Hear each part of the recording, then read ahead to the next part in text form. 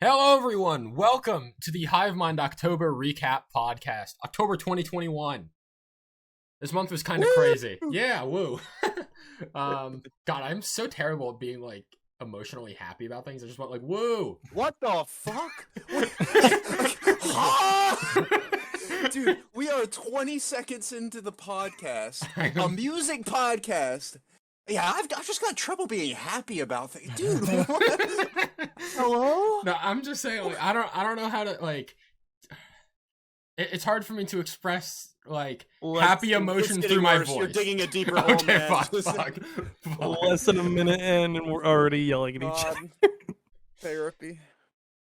Anyway, welcome to this mess of a podcast.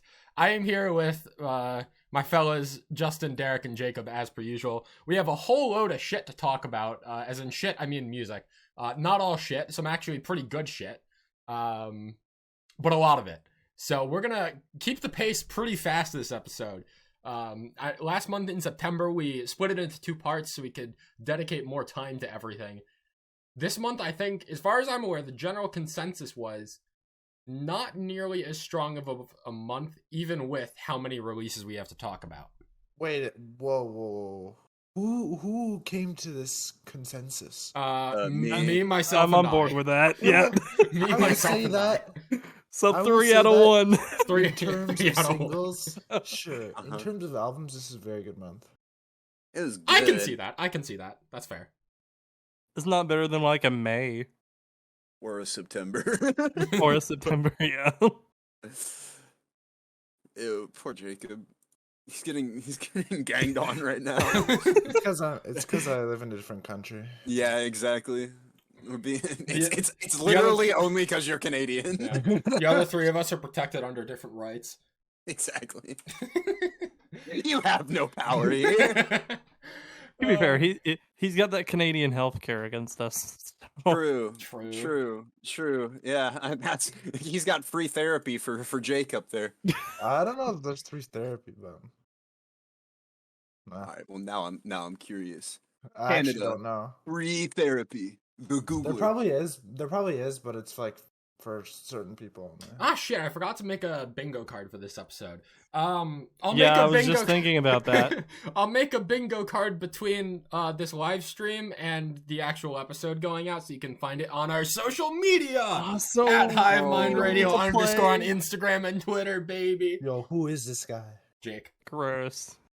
My name is Jake. He's moving. You can also subscribe to our YouTube channel. We do these podcasts live, so if you're listening on Spotify or Anchor or whatever, and you want to talk to us live, you can. At the beginning of every month when we do these recaps, hit us up in the chat. We'll be looking at it while we record these episodes. With that being said, Derek, do you have any information from Google? About before we get Canadian going? healthcare. Yeah. I looked up Canada free therapy. And the first result was, is therapy in Canada free? And I hit the down arrow, and it just says, walk-ins, no. So I don't know. I think a walk-in is the Results type of therapy that inconclusive. Jacob would need at this point. So let's just go with no. Yeah. I have a question for you all. Is it therapy related? Kind of. Oh, God, I can't wait to see where this goes. So, did anybody go to any concerts this month? That's No. a therapy. I was going to, I was And also then- going to. and then I didn't. Oh, F, okay. F I'm in the gonna chat ask for I'm gonna the ask this against the every current. month now F in the since chat for the concerts are against back. the current and concrete castle show in Boston that I had a ticket for and couldn't. go. Man. I would have gone to the Holofront, Prada, Wage War, and Dayseeker, but I was literally getting my second dose that same week. So Wait, it was Wage like, War was on that tour? I don't think. it was like a Wage War headline for. No, it was. That was We Came as Romans, not Wage War. Or We Came as Romans. Yeah, You're thinking of sorry. Wage War and Dayseeker when you and I met. Yeah, I was thinking. Yeah, that's one. Right. Yeah. It's also that we have Wage War in the playlist. Yeah. There were a lot of, well, I shouldn't say a lot, but like the most notable one that I was aware of in my area was like Chase Atlantic was like 20 minutes away from me and I just straight up didn't go. Like, I know Knocked Loose and Gojira were here as well. Saving Vice was in Virginia Beach. Man, well, I'm not going to Virginia Beach for Saving Right. Vice. It's a Saving Vice, but like, yeah, no, I don't know. It's for whatever reason, I was like really excited to go back to concerts. Like once they started coming back, and I just haven't gone to any. I went to I haven't had the opportunity to go to any yet. Well, yeah, true. Not Canada. Canada. Hey, December is coming. That's true. That's true. Yeah, no, I don't know. I thought I'd be a lot more excited for concerts to come back, and then artists I've wanted to see are coming to my area, and I'm just like, like I could. Didn't you go to the rescheduled Dance Gavin Dance thing, or was that like? I did. Yeah, I went to Norfolk for that one, and I went to. You didn't tell me you were fucking here. Oh yeah, Justin, who doesn't like Pain. Pain. I was actively avoiding Justin. He's like, where are you? I'm like, Oregon. Sorry, dude. You didn't want to pay the $5 to Oregon. see I'm on a me. day trip to Oregon. You're in Canada. Yeah, exactly. I'm not visiting Jacob. Yeah. I went to Sad Summerfest in Baltimore in August, but besides that, I haven't been back to any. Which Not in October though. not in October, no. Well, with all that being said, let's get started with the singles for this month. I'm going to preface this by saying that last month we instituted the idea of we're going to be talking about a max of 32 singles each month. The four of us each get 8 picks for singles, but the four of us were not able to each come up with 8 picks. So I believe we've only got 25 singles to talk about this month, which is like the least amount of singles we've had to talk about, like Which all are not fucking all year. singles. But yeah, there's like EPs and albums at the end. But in terms of singles, this is like the least amount of singles we are talking about in a while. I think in general we were left pretty underwhelmed by singles, so we decided to just leave out some of the fat that we didn't really have too much to say. With that being said, I also think we're dieting here at the Hivemind. True. Exactly. September was too fucking crazy. I also think that this is probably one of the strangest sets of songs that we have put together in terms of singles. There's just a lot of weird shit that we have thrown into this month's recap. This first song is not that weird though. Memphis May Fire have returned with a brand new song called Somebody. I need a lifeline. I don't know when I became somebody I don't recognize. I swear to God I never saw. Still no, 4 singles in, no album announcement or anything like that. Yep. I think they're doing a. Well, see, that's what I thought too. But I know Matty Mullins has gone on record as saying there's an album. So, Well, like, are these what if from he's- the album? What if he's doing like a Sleep Token Sundowning thing?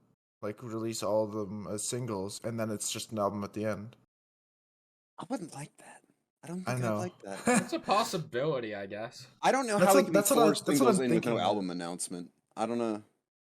I mean, Maybe it's like, hey, they're using these to build hype around like, oh, Memphis Mayfire is back and we're heavy again, and then they drop the album. Like these are just the hype singles. I don't and they know. drop this song, which is which is not heavy.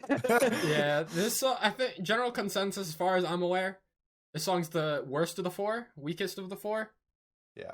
most yeah, it's underwhelming still of better the than 4. everything off that 2018 album, but yeah, Yeah, it's the probably. weakest of them. I don't even feel like that's necessarily the fault of this song.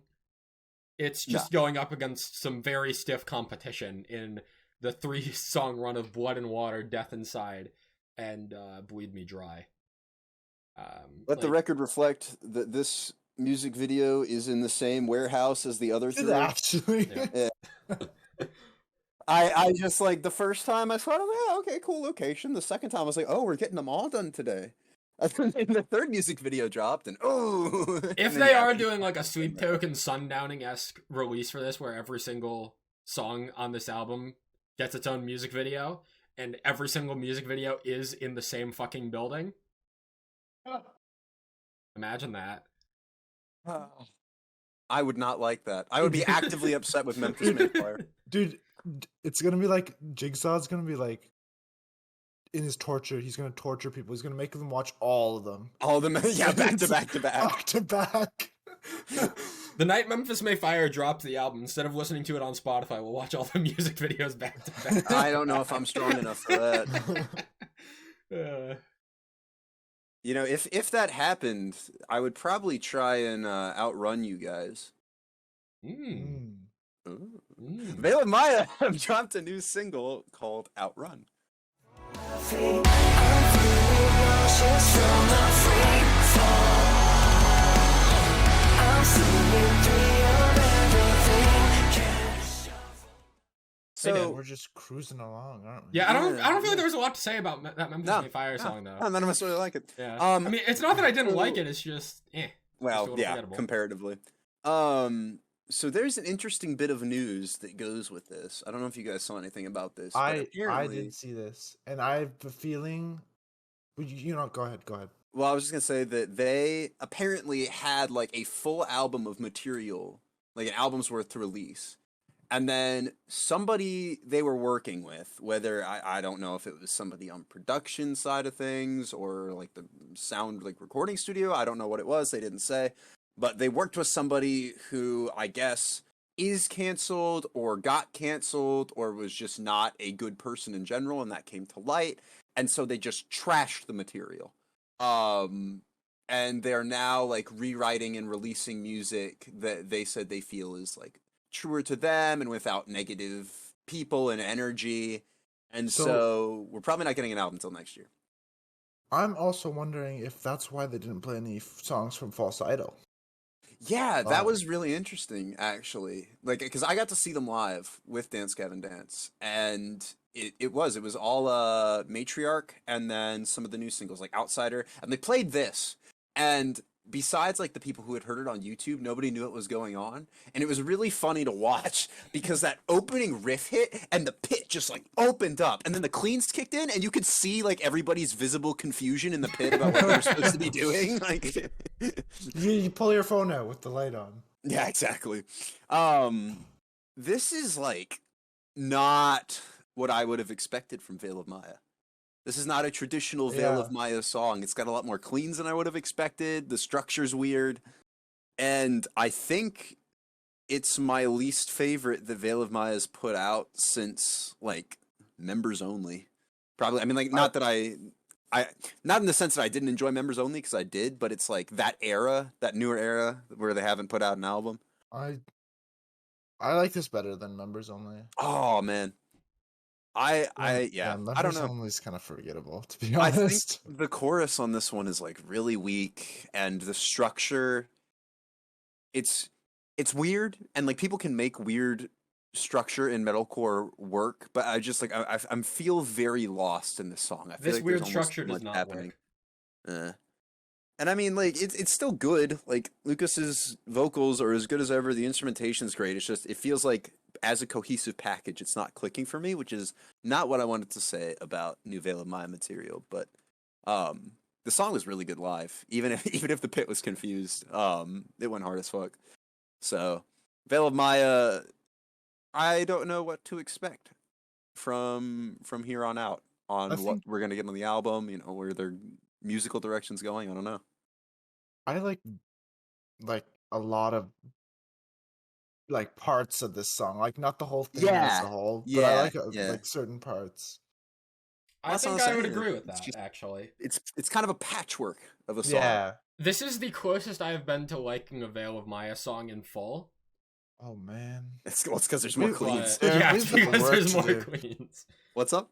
we've got work to do.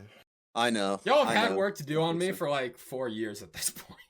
Well, yeah, because The we work keep trying to doesn't get you to stop. listen to albums and you put them on the back burner. Possibly slow. I'm sure they'll hear That's the Spirit by 2030, guys. Yeah, hopefully. So speaking the last of thing I kinda want to like, touch on with this song, Mm. in me saying that this is like the closest I've been to liking a Veil of Maya song, I was enjoying it. Like even the first chorus, I was kind of like, okay, I can maybe get behind this. And then it just kind of continued. Like if you kept like the opening of this song and replaced the chorus from Outsider and put it into this song, I think I would enjoy this song a lot more, because I still really enjoy the chorus of Outsider. It's just I don't like how heavy the rest of the song gets.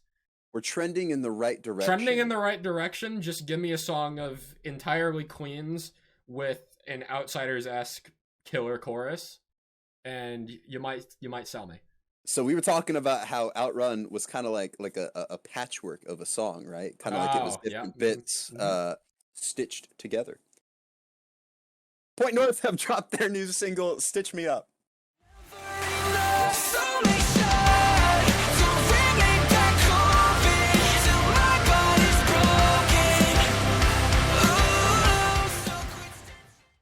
I like how you had to like explain that one. Yeah. Yeah. Context needed for a conversation that happened 3 minutes ago. I want to start out with this one by, I don't know if this is going to be a bit of a bombshell to you guys, but like if we're looking purely at the list of 25 singles we got here, this is my second favorite single of the month. Oh. Yikes. What is wrong with you? I have really been enjoying this song all month. What the hell? I love the vocal delivery. Basically from the start of the song to the end of the song. I think the slight variations that they throw in every chorus, the second verse where you kind of drop out a lot of the instrumentation and then build it up into like the second half of the second verse. This entire song just works for me. This is like top 5 Point North song for me for sure. Like pretty closely behind No One's Listening and Into the Dark, I would say. This is like a lower tier. If it was on that last album, this is a lower tier, in my opinion. Just because a lot of the last album just had a lot of good instrumentation, lyricism, a lot of good atmosphere. Not to say I don't like any of these last 3 singles that have been released. Is it 3? Yeah, this is the third one. 4, 3. I don't even remember what the second. I just know it was Nice Now back in like April or May or some shit. Then they released some song over the summer. Erase Me or Erase You. I completely forgot about that. I just remember they released another song. I mean, this is fine. I like their more emotional sound better than the punky kind of style that they've been. I feel like this kind of has that emotional sound though. Like in the way the song not opens, compared to the last album. I don't know. I think I just disagree with that. Like the way this opens with like, what's the point of it all? I'm feeling so numb. And then nothing says I love you, like you're never enough. Just the vocal delivery of that.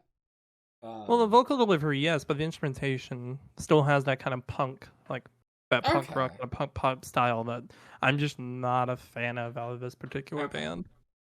Yeah, no, everything just came together perfectly for this one. I've really enjoyed going back to the song all month. I just haven't liked anything this band's dropped since that last album. Last album was so good. I think it cracked my top 20 of 20. It was in your top 10, I thought. No. It was my number 10.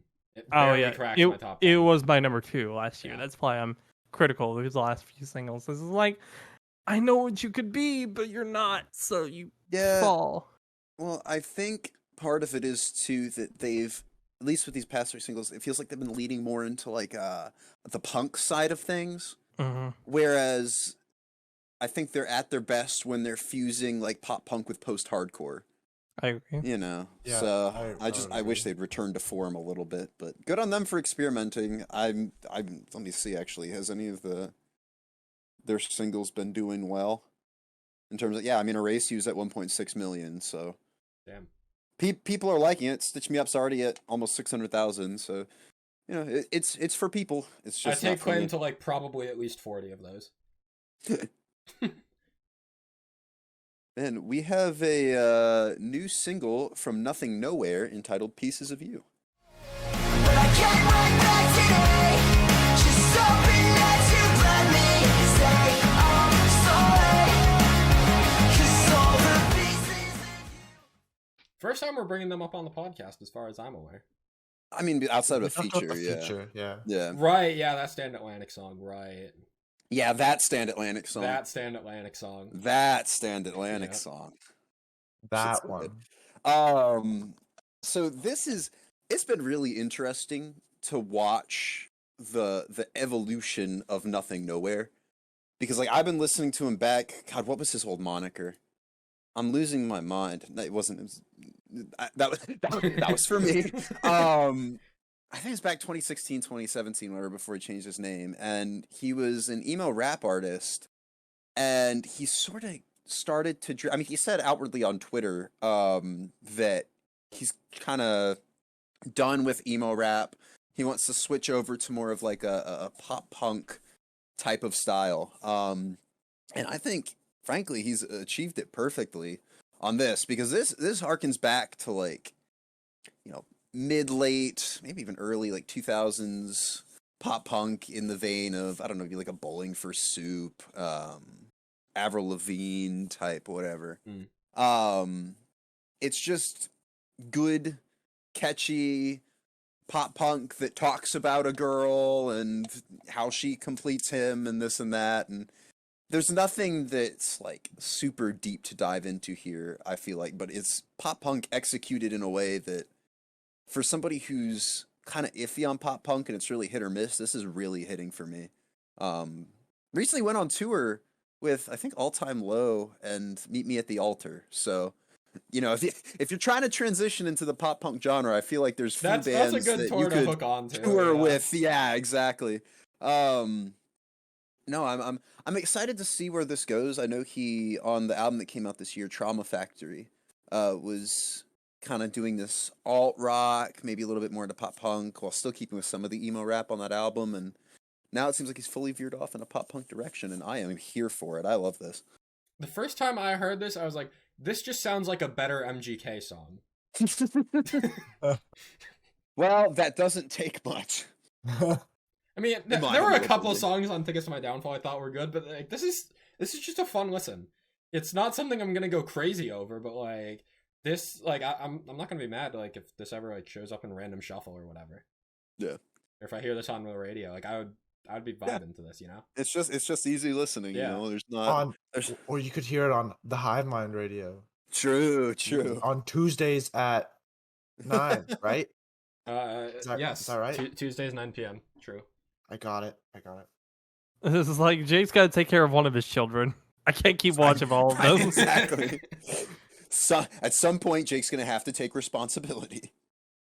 I'm not. No, this is at 1.6 million on Spotify already. So I don't know. I guess maybe it's getting radio play on like alternative radio. Be interesting to see, but especially to break out after being like most of the like emo rap artists tend to stay pretty underground with a few notable exceptions. So it's really neat to see this sort of genre crossover and artist blossoming. I think one of the people in the genre who deserves it the most.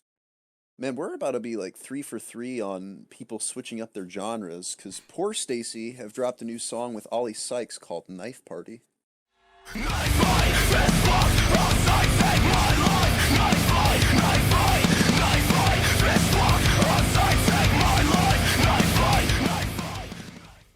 They actually dropped a whole album. Oh, what the So did you listen to it? I did not. I just Okay. So this is what on the podcast I've come up with a term for this. Okay, This is the OSE.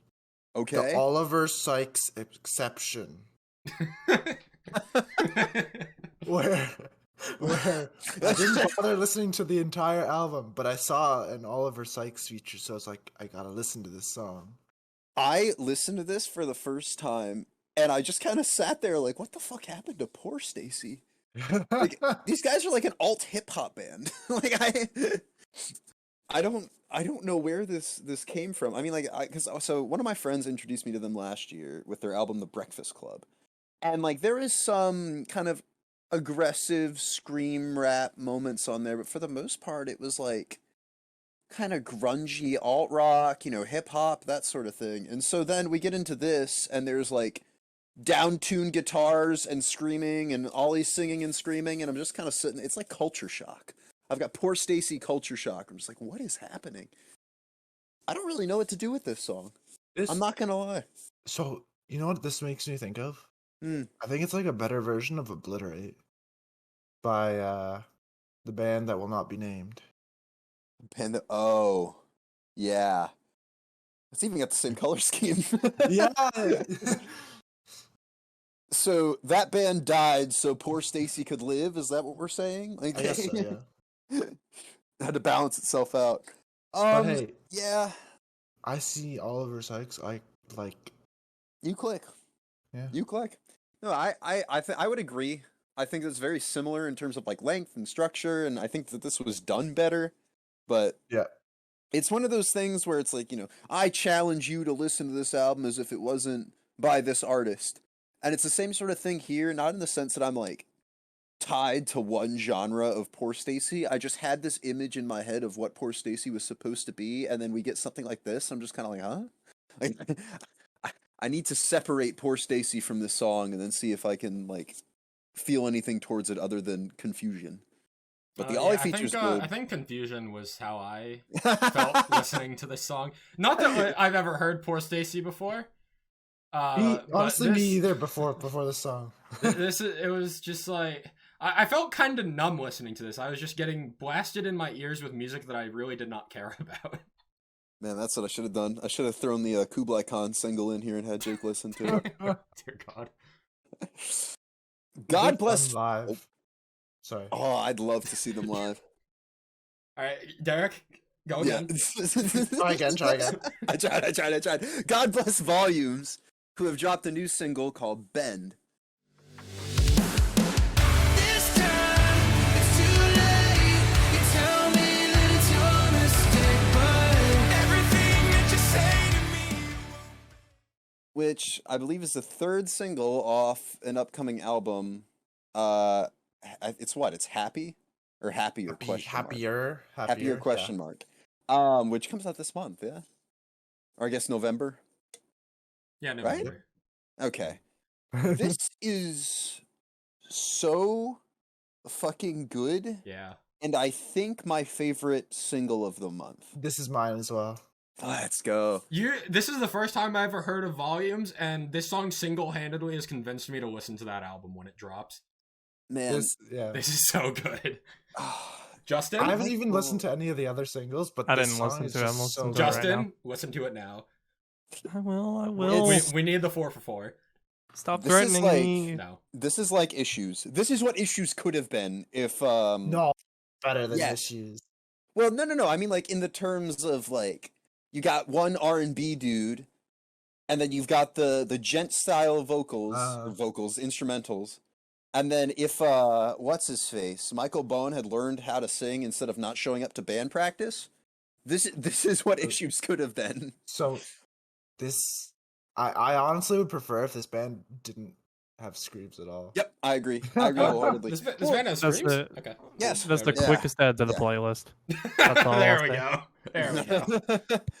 Look, Dude, we need art of like our 4 heads on the album art here. Oh my God, that's so good. That's so Mount good. Rushmore of metalcore. I'll work on it. All I know That's is why we that have you here, Justin. if you have somebody as vocally incredibly gifted as Michael Barr on top of Mike Terry, like, why would you? Because they both do cleans and they both do uncleans. Just stick to the cleans. It's so good. Like, because there are a couple of moments in the song, I believe, before the second chorus and like at some point during the chorus where there's like faint screams in the background to add vocal depth, and like just do that. Or main cleans, give me a breakdown every once in a while. Like, I've been so iffy on most Volumes material because Me too. it's lacked cleans. And I know that they're so capable of it. Like, I've heard Michael Barr's solo material. It's like chill hip hop type of R&B style stuff, and it's the best fucking thing I've ever heard. And I'm like, come on. If I know it's there, you know, it makes the songs that aren't majority cleans that much, like, not harder to listen to, but it feels like wasted potential almost. And this is that potential realized. Yeah, this song is just fantastic. I really hope that the album delivers more songs with primarily clean vocals based on what you guys are saying. Given that this is the only song of theirs I have heard. Derek, I haven't heard the other 2 singles. How are they in comparison? Not good. Not nearly as good. So I think Weighted was the first one to drop. And I believe that's majority uncleans. And then Get Enough, I believe, has like a couple cleans here and there, but it's mostly uncleans, if I'm remembering correctly. I didn't revisit either of them past the first week that they drop, which probably means they didn't have a lot of cleans in them. And I haven't listened to Happier. I'm just saving it for the album. But yeah, I don't know. Volumes, I think the album's probably going to be mostly heavy and like uncleans just because now that they've got Michael Barr back in the band, they've got something to prove. And they want to appease their fans, which for the most part, I feel like came from Different Animals, which I believe is majority uncleans. So, Man. we'll see. We'll see. You know, We'll see. at least But we I'll got let- this. At least we got this. right? Yeah. If nothing else, this song is here, and I'm living for it. Yep. I love it. My highest recommend of the month. Jacob, tell the people what we got up next. I have traveled an infinite distance to put an end to your worthless existence. The Browning. Okay, you go. No, you got this one. This is all you. Damn, I got that in surround sound. Look, there was enough like pause. I didn't know if you were gonna go for it, so I decided to go for it. And I think you might have been. That thinking happens the so same. often. I feel. Yeah. The Browning, end of existence. What the There fuck? you go.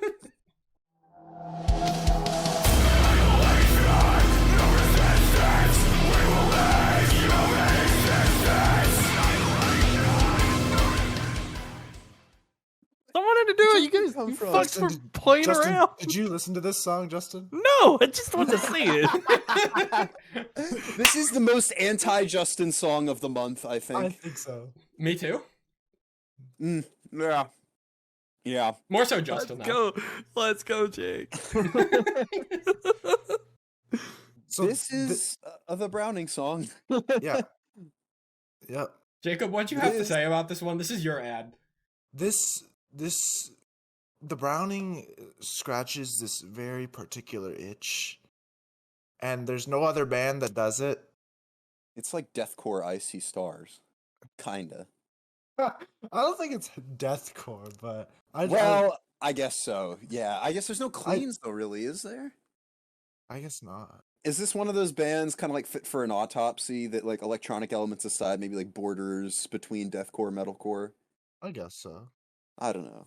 But yeah, I mean, it's at its lightest, I guess I'll say. It's metalcore with electronic elements pervasive throughout it, and it's Okay, this isn't. I'm pretty sure this song is literally about a dragon coming to Earth and killing everybody. you I'm you pretty could sure have told that's me what it's this was about a baby eating pureed asparagus, and I would have believed you. I got no fucking idea what's going on here. Oh my god.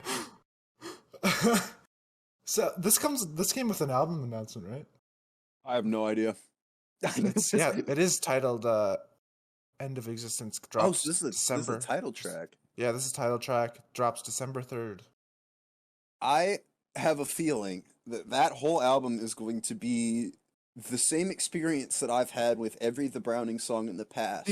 I feel like it's gonna be like similar to how we talked about Phineas, where it's all gonna sound the same, Yes. but particular songs will stand out and they'll sound better. Like if they just randomly come on. That's how I view the Browning, kind of. Yeah, for me, it's like I hear the Browning song and I'm like, wow, this is heavy. I'm getting hyped up, and then I throw it into my gym playlist and never touch it again. Like it's heavy on heavy, and you sit there and you listen, your mouth's open a little bit, and you're like, damn, your head banging. It's like, wow, I have no urge to revisit this on its own.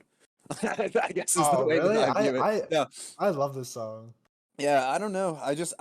There's simultaneously a lot going on and nothing going on for me. Also, the artwork is sick. Oh, yeah. I mean, that I feel like that's a given for this band at this point. True. You know, like they've got their art style and they're stuck to it. And they're, I think, honestly, the better for it. I really like their logo. I'd never really paid attention to it before, but it's like, especially on what was that 2018 album? I'm on Spotify right now. Geist. Yeah, they've got this like death metal, black metal style, like art, like album artwork, and then it's just the Browning, you know, in typeface. Like you went to coolfont.com and like typed in their thing and copy pasted it. I don't know. I would expect their logo to be a little more like, you know, traditional metalcore, deathcore, hard to read type thing. I think their logo captures that they're very electronic based, actually. Yeah.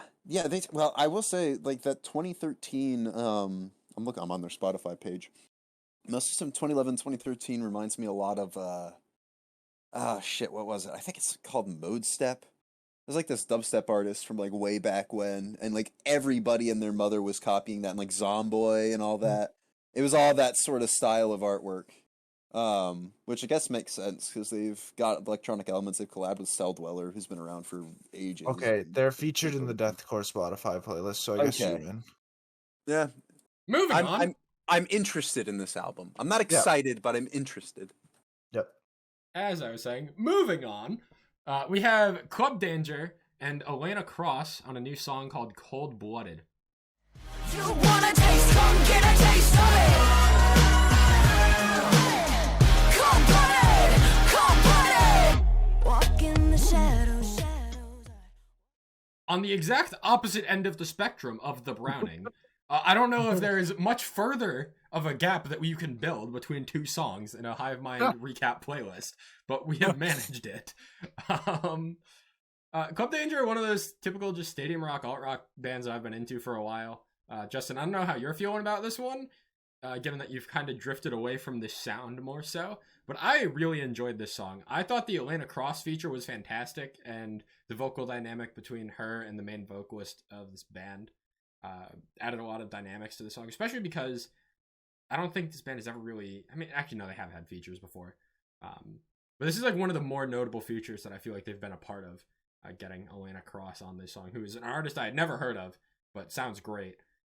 And overall, I just feel like this has a lot of fun energy to it, especially in the chorus, the way that like the drums kick in.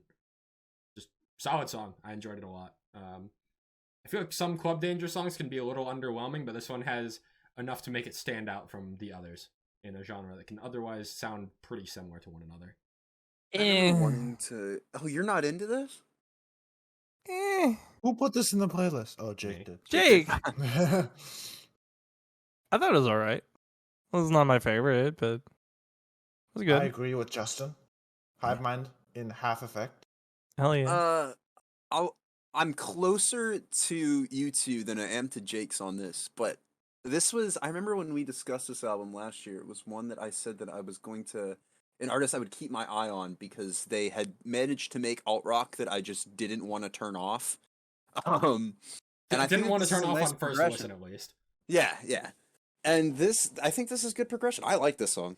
I didn't save it or anything, and I haven't revisited it more than like the one or two times I listened to it because it was in the playlist. But I mean, I listened to it all the way through both times and didn't want to skip it, which is progress. Club Danger are doing good things as far as I'm concerned. Hell yeah, getting you closer to that alt rock dream. I don't know about that one.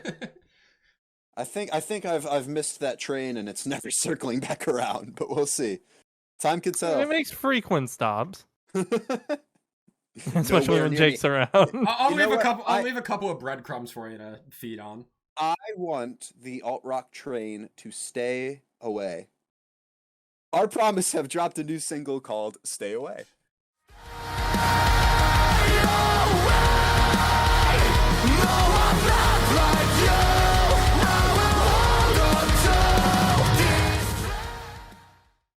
Oh my god. Oh, I see what he did there. Yeah. That's what I get for not looking at the playlist before you do a transition.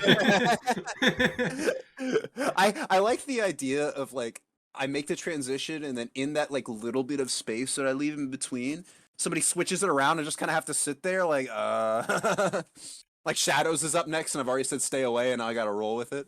Wait, Shadows is up next. Hold on. Huh? Oh, so we're on the next song already? Not anymore. No, I am not letting us skip past Stay Away. Yeah, I am not letting us skip past this one. We let them know it came out. We're moving on. No, we are not skipping past this. Y'all know that Our Promise is like one of my favorite bands I have discovered in the past year, and I don't think that's much of a secret. So I hinted during Point North that Point North was my second favorite single of the month. This is my favorite single of the month. This song fucks. This song fucking fucks. I don't know, man. Our Promise are just making the exact type of metalcore that I want to be hearing. The Unqueens are fantastic. His Queen vocals in the chorus are amazing. And the instrumentation is just fantastic. I don't know. It's everything that I want to be hearing out of metalcore right now. The next album we're making Jake listen to is Blueprints. Oh yeah. I'm getting there. Don't worry. I'm making my way down the Wage War album path. I'll hit it eventually. Yeah, that breakdown was like pure Wage War. Like all the way down to the, what was it? It was a row, right? As the mosh like ball. that. Yeah, I'm a sucker for I actually have the lyrics to the pre-breakdown line. Oh, does it have row on there? It says bro. Oh, it's bro? It's bro. Yeah. I thought it was like a did you ever forgive yourself for what you never did? How'd you die knowing that you never lived? There's truth in the things you say, but you're living a lie because you never do it anyway, bro. Derek, please do that again. The what? Were you talking to me or him? You, Derek. Oh, what the? Jacob's not happy. I'm giving the Canadian a new life. And then also in that breakdown, you get in the middle of the breakdown, you never practice what you preach, which is just a sick call out line. Man, overall, the song is just fantastic. Derek, you. Our promise. Well, I was just gonna say they continually put out songs where I'm just like, I like what I'm hearing. I don't love it, and then I just really enjoy the breakdown. Like, I don't know if I've heard anything yet from this band that I feel like maybe hasn't been done yet. You know, in terms of like breaking the mold. But it's like similar to Memphis May Fire, where it's like Memphis May Fire aren't breaking anything new, but it's just really fucking good. That's how I feel about this band. I think was this a band that I mentioned to you where it was like, this is what I would have like enjoyed and I think it was. We talked about that last episode. Yeah. This, I don't know. I'm excited by what I'm hearing. I know that this band is more likely than not going to give me a good breakdown, so I listen through and I like everything I'm hearing, and it's not that it's not clicking. I'm waiting for this band to have that song of theirs for me where it's like they're doing traditional metalcore, but there's a moment that it's like, okay, now I get it. Like, I haven't heard this before, or this is a fresh take on this style. And alternatively, they could just wait like 4 or 5 years and just keep doing this style of metalcore, and nobody else will be doing it, and then it'll sound fresh again. You know, one of the two. I'll take both options. As much as I love the song, I don't think there's too much more to say. So I'm gonna pass this one to Justin. Because as far as I'm aware, I think like literally the next 8 songs in the playlist are all of Justin's songs that he added. I don't know why. That's just release timing. That's hilarious. It's literally just release timing, but I'm like 90% sure literally the next 8 songs are all of Justin's picks. Are they all in the same? Are they the only like releases in that week? Because I feel like you could have like put something else. Man, you literally, wow. Yeah, you picked all of them. Hell sick. Yeah. Let's go.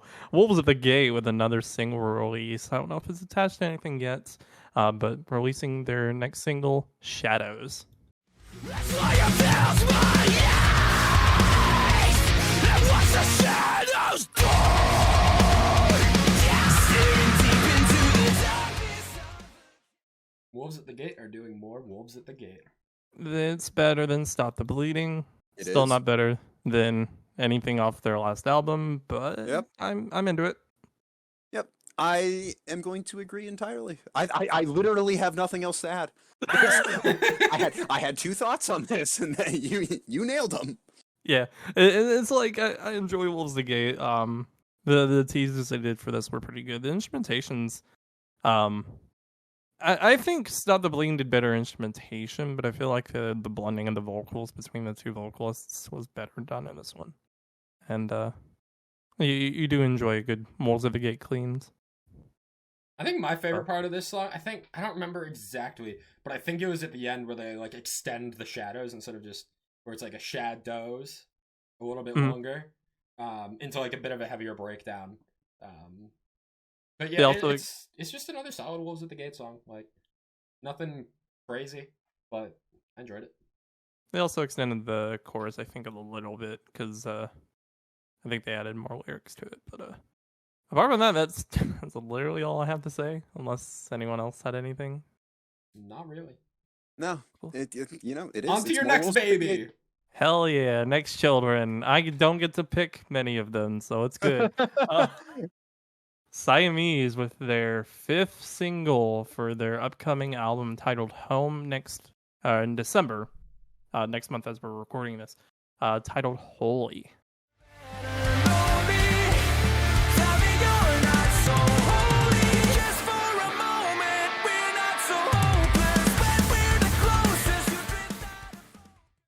Siamese stayed dropping bangers. Yeah, I don't know. I'm gonna say this is a banger, but I'm also like not too impressed by it. It's like I'm much more enjoying their violin, like more What? kind of. Who said violin? Can't Force the Love. Did you not hear that? Oh, I have that song saved. Okay, good. I was about to be concerned. That song is still the best single. Yeah. Oh yeah, easily. Kind of. But Yeah, this one's pretty good. I'd say out of the 5 they released, and hopefully this is the last single, because I would hate to have like 6 singles going into like a 13-track album. I think this is probably the second or third. I've been growing up to Home a little bit more, so I'd say probably third. No. Yeah, it's a good song. I mean, as I said, Siamese stay dropping bangers. I just feel like this one isn't as memorable as a lot of the other singles for the cycle. I think Can't Force the Love, Numb, and particularly those two have stood out a lot more. Even Home, Home is just super unique. Wait, no, this was 6. This is 6. This is 6? It's Home, Rather Be Lonely, Numb. I completely forgot about Numb. Enough Ain't Enough. Numb was last month. You can tell I don't listen to it. But Enough Ain't Enough, the Rory feature. Right, yeah. So that was a song. It was a song. Yeah, I kind of hope they don't have a majority of electronic influenced instrumentation in this album. I kind of want that violin instrumentation a bit more, but who knows? Derek, you got any thoughts on this one? I actually didn't listen to it because of how many singles have come out. Right. Smart. This is one of those albums where, as time has gone on, I've warmed up to all the songs, just revisiting them in passing, and I'm actually kind of excited for the album now. Mm-hmm. And so I don't want to spoil it for myself. So the fact that this came out now, I was just like, yeah, I'm gonna leave it. I'd rather wait for the album, especially with this many singles out. This is probably gonna be like the last album all of us listen to before we make our final decisions for top 10 albums of the year. Of Mice and Men. Right. Well, no, of Mice and Men is December 3rd. This is December 10th, I'm pretty sure. Yeah. Oh, what the fuck? I thought it was this month. Whoops. No, Siamese is December 10th, I'm pretty sure. Yep. I have been very excited for the Siamese album. I still stand by Superhuman being a pretty underwhelming album back when you tried to get me into them. And then this streak of singles they've been releasing up towards Home has had me convinced all the way through, so I'm very excited for it. Anything else on this one? Before I get to my next child? You can have time with your next child now. Hell yeah, children. Hell yeah, children. I'm calling just the cops. 2021. Yo, which one is your favorite though? I guess we'll figure it out at the end. I mean, it's no. I think his favorite child is not much of a secret, if you ask me. It's either this one or one of the last two. We'll get into that. VRSTY It's releasing the second single off their upcoming album titled I Don't Fucking Know. I don't remember. Finesse with Notions.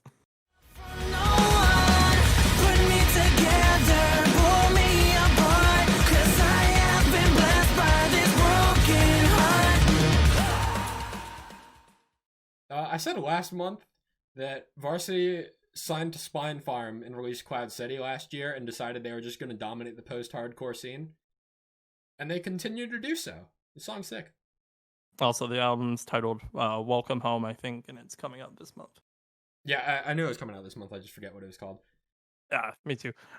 Yeah, this is good. I think Sick is better, but I love the feature in this, surprisingly. Like the rap feature. Yeah, I remember when this song first came out and you're like, bro, I can't get enough of this feature. And I was kind of surprised. Yeah, I didn't think I would like it. And that does not seem very Justin-like. No. So surprisingly, with like a couple of singles that are released this month, I really like the rap feature introduced, and it fit pretty well. And I also really like Joey Tyler. Just doesn't miss vocally. I've never heard of Notions ever. Neither have I before this. But yeah, just Joey Tyler just does not miss. How are you guys feeling about this album coming up? I am really excited for it. I think this could like very sneakily sneak into my top 10 albums of the year if it delivers on the same quality as these two singles. I think there's a shot. I'm kind of at a point where like my top 10 is kind of like not really slotting these guys in yet, but depending on how the album sounds, it's like they could easily just like overthrow like one of the spots, like very easily. Like they are doing pretty well. Yeah, Siamese and VRSTY are kind of the last two like big contenders that I think could stand a chance to crack my top 10 at this point. And Hey man, given don't forget about the Browning on December 3rd. The Browning. I love how Derek's mic, as he was laughing, just kind of quieted him. He roboted For for a us. second It does there. that. That It was does awesome. that. It tends to Yeah. peak. I hate it. The last thing I want to mention on this VRSTY song is my favorite part is actually the way the song opens, with kind of the very slow kind of drum beat and the muted vocals, and then it all just drops and kicks in.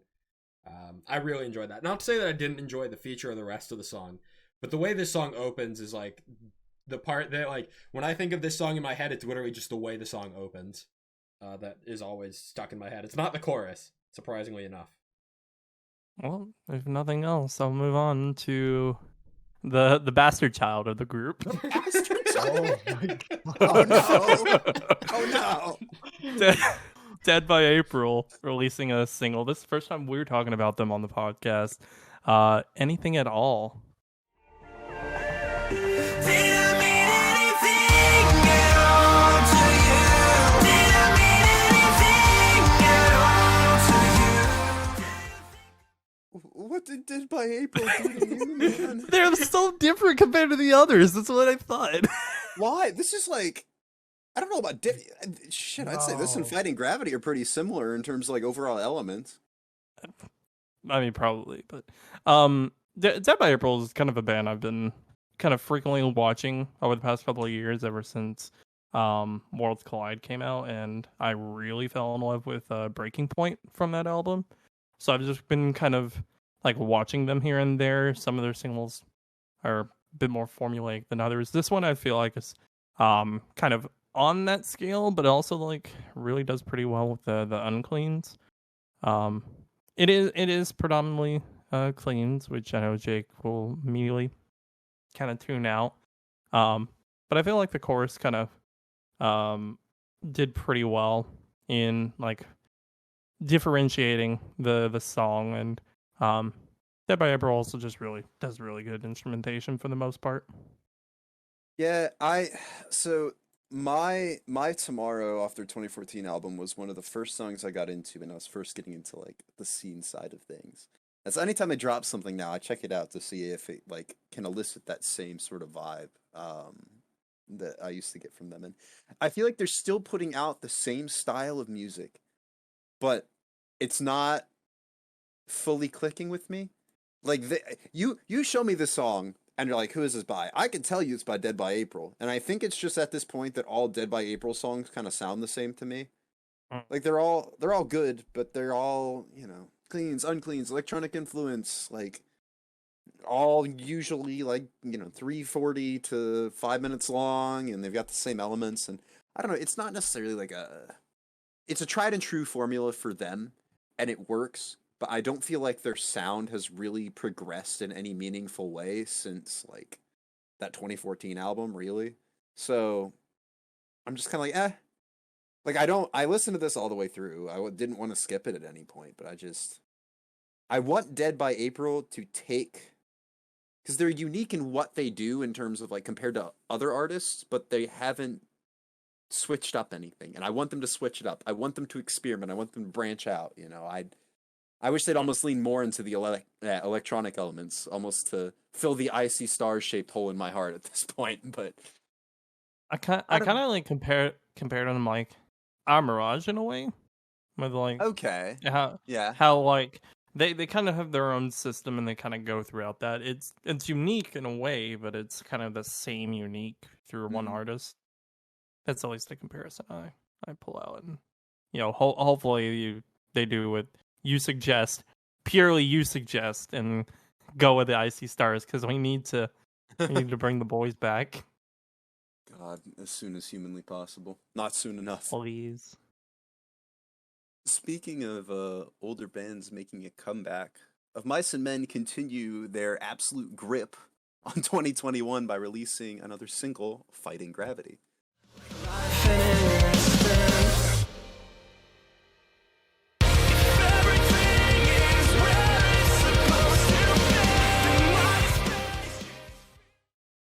I do want to take note real quick that we didn't talk about Mosaic last month because we assumed they were going to be dropping another 3-track EP. And Turns then out they it's an didn't. album. And then they didn't. So, F in the chat for There's- Mosaic. There's one song left on this album. That hasn't Wait, been is released. it 9 tracks? It's 10. Oh, sorry, there's 2. Why does it only say there's one unreleased song on Genius? Oh. Wait. Is this out? What? Help? Of No. Mice. Of No, there's Mice. two. Okay, yeah, there's 2 songs. It's the last 2 Okay. songs. I was like, what the hell? What It's, I for some missed? reason, it doesn't say unreleased beside it. That's weird. This scares. Is the track list on Genius? Yes, Tell me this isn't the closer. it is not. Oh, thank God. This compared to the rest of their songs, like that they've released this year, had such big closer energy, and I was so scared that we were gonna get the closer for this album ahead of time. I hate when that happens. The closer is unreleased. Okay, thank God. Thank God. Okay, we're good. It looks like it's in order of EPs, so there's no like special ordering. Echo, right? Echo of my cement. Echo, and then Helplessly Hoping is the closer. Okay, good. So like for this song in general, this is way different than any of the other songs that they've dropped. I guess if there had to be a comparison made, maybe Anchor, but even then, Yeah, Anchor. this has like electronic elements in it, and it's like 5 whole minutes long without. It doesn't even feel like it. No, it doesn't. This song is interesting. It interests me. I'm intrigued, and I think it's just because it's so different.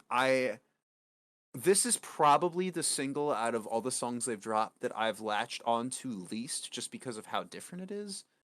I'm waiting for it to click, maybe in the album, or once I've heard all the other songs in full, or what it's bookended by. Because I need to look at the track listing. But is Mosaic before this? Is it like Yes. Mosaic into this? Yeah. Okay, so I need to hear what comes after this in order to make my full decision.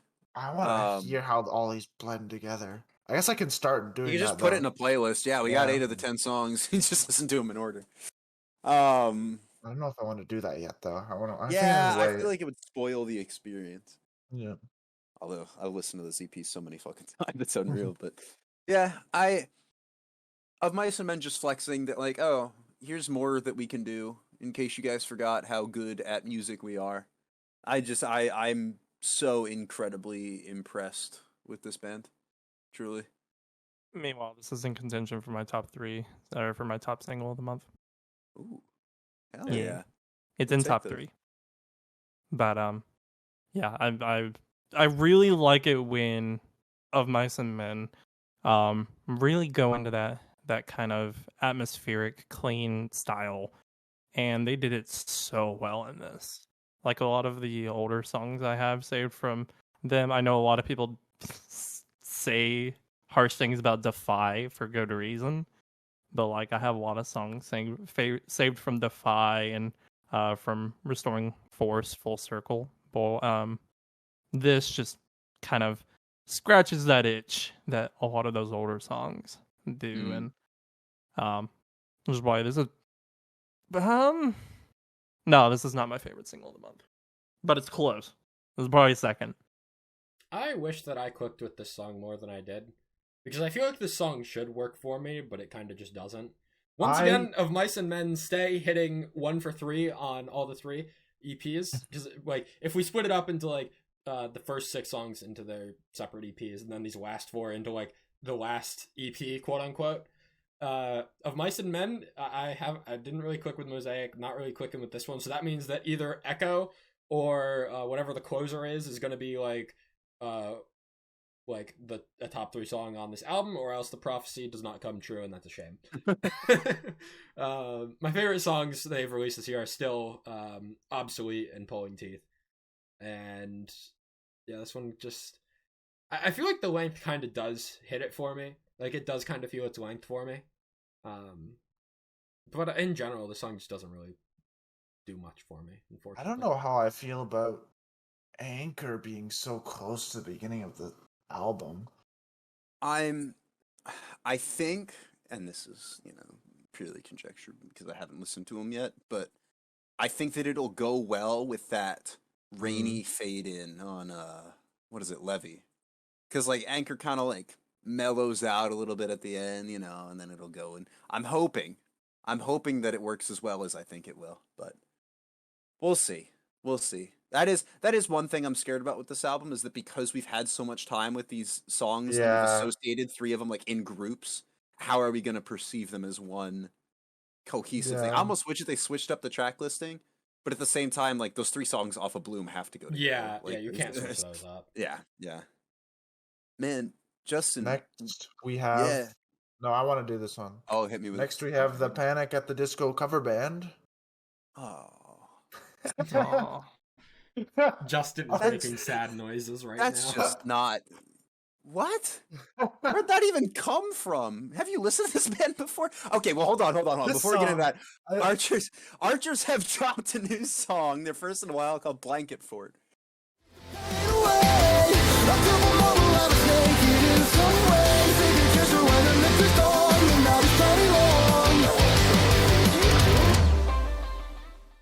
This sounds like a Panic at the Disco song. He sounds like Brendan Urie, and I've not heard of this band before, so that is okay. This is a metalcore band. Yeah, it's metalcore. Okay, we have I take it back. We have the cover of Panic at the Disco. Just please stop. Man, you're digging yourself a deeper hole down to me. It pains me. It pains me. Where the fuck did the breakdown come from in this song, Justin? Tell me where. I don't fucking know. Why is it in here? Why didn't this song get a breakdown? I would add this song to my playlist if it didn't have that breakdown. I remember you sent me Making Eyes last year and I wasn't really vibing with it. And then this song, I was like, okay, I'm kind of enjoying this. I'm down for this Archers. And then I get the heavies and I'm like, sad. The problem with it is it doesn't know what it wants to be. It doesn't know if it wants to be a sort of heavier, half-hearted, or if it wants to go back into the metalcore roots. I think they're just trying a little bit of both here and just kind of doing whatever. Become a heavier, half-hearted, and I will be into your band. Right? Like literally, but, I was like so ready to add this song to my playlist, like before I was even done listening to the song, just because like with how good the opening was, and then I got to the breakdown and I was like, man, you almost had a really good fucking song, and then you killed the vibe. You had a really good vibe going, and then you killed it. Wait, they had another single this year? Huh? We've just been. Yeah, I think it was a Dua Lipa cover. Oh, okay, that's probably. Yeah, I don't know. You guys mentioned the song's having a little bit of an identity crisis, but I mean, even so, it's a cutesy song in a way. You know, it's got some fun, playful lyrics. It's the return, I guess, of original music from Archer since last year's EP. I think it was New Normal. They sound, I think, as good as ever. It's just that the sound's kind of a little too out there in terms of overall cohesion. But you know, I'm always excited for new Archers. I would like to see an album. I would very much like to see an album because I think they've got that one EP and the one album from like 6 years ago. So if they're dropping new material, give me a full album to chew on, and I'll be happy. That would be a wonderland of music, you might say. Ugh. Word alive. You get a thumbs up from me. Wonderland.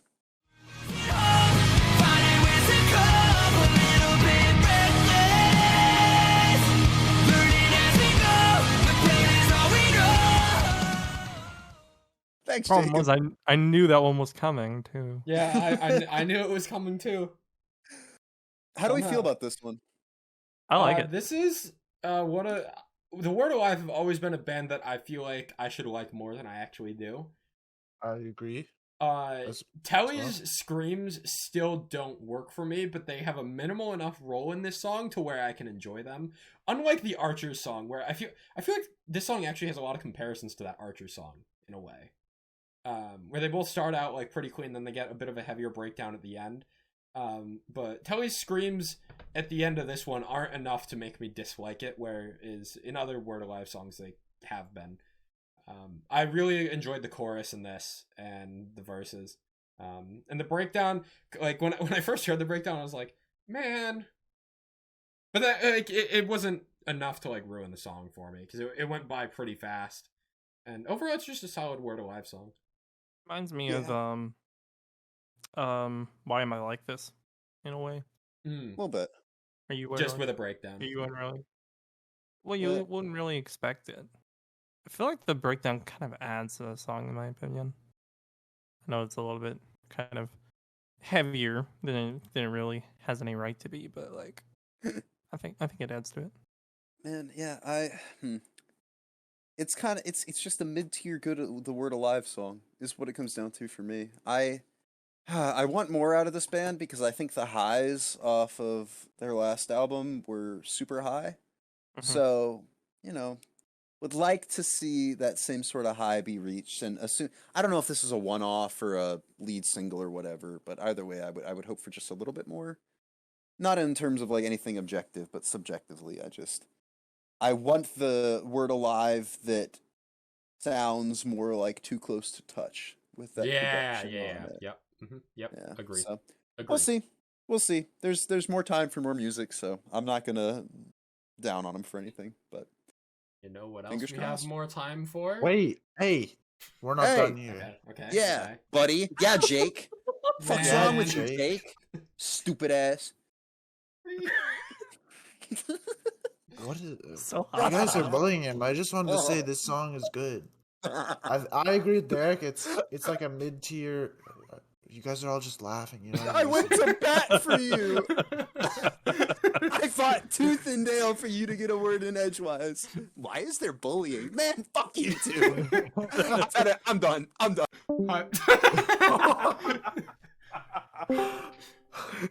Hivemind in shambles. Hope you've learned your lesson. No, I really haven't.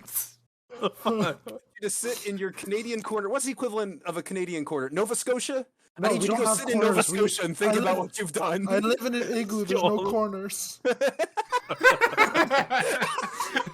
That was good. That was good.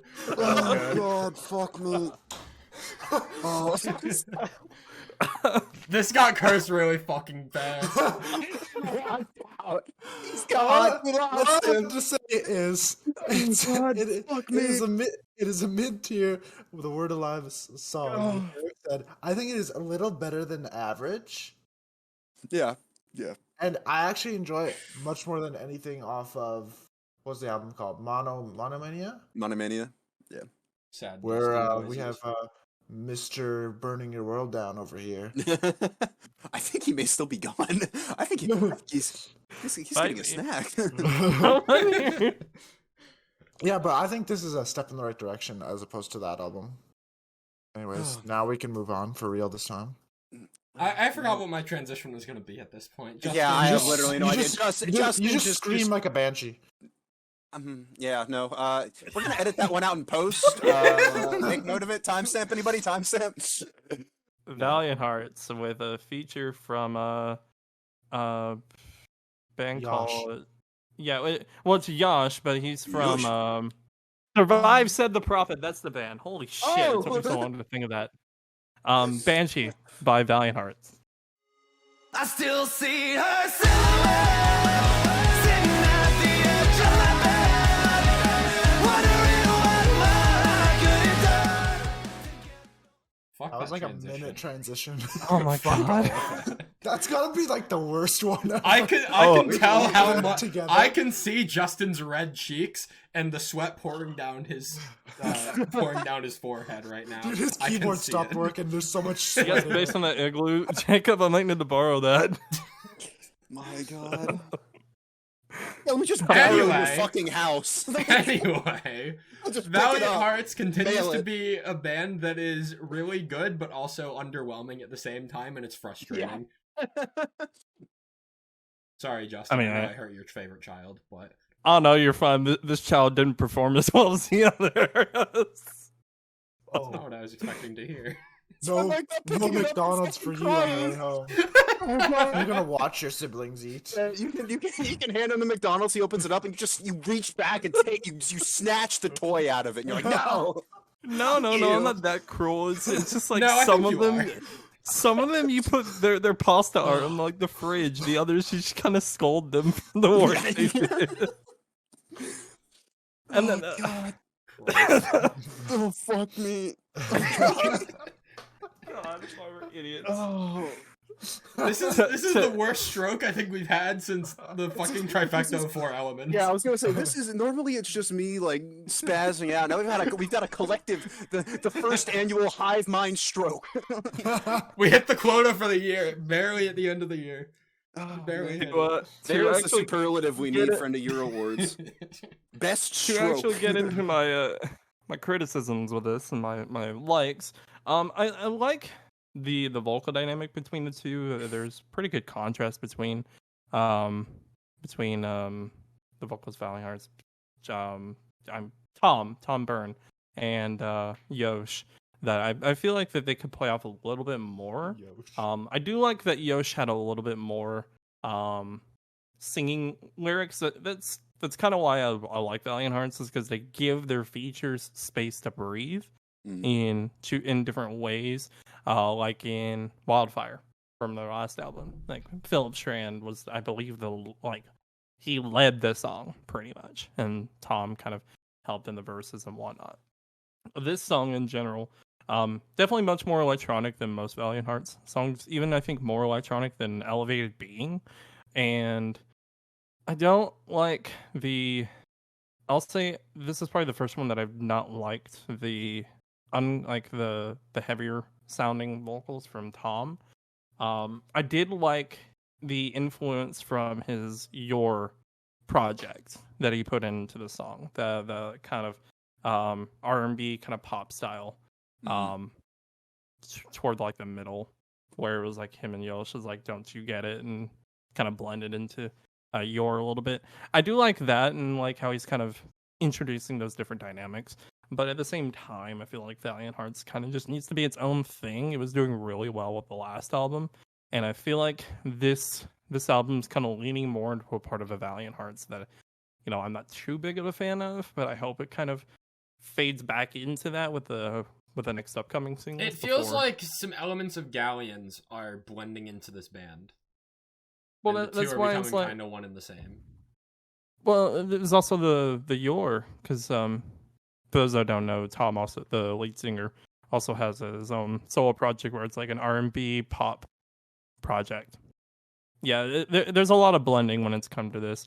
Tom has got on record saying that this next album's going to have much more influence of like Mesmer from the last album and Medusa, which I'm all for, but some of my favorite tracks from the last album were literally the opener and closer, Alaska and Make Contact. They were some of the best songs, and I always keep going back to them whenever I listen to Valiant Hearts. But this song just doesn't really do it for me, even though like in my playlist I listen to it multiple times because I'm a fucking Valiant Hearts locked in a cage fan. But Justin wanted to say that he's a Valiant Hearts simp. He just couldn't muster it up himself. Nah, it's okay. We all know. No, it's true. We all know, Justin. It's okay. It's okay. I've already compared them to children. I can't simp for children. True. True, actually. True. You know what? Incredible self-awareness. You're doing better than half the vocalists in the scene. Damn.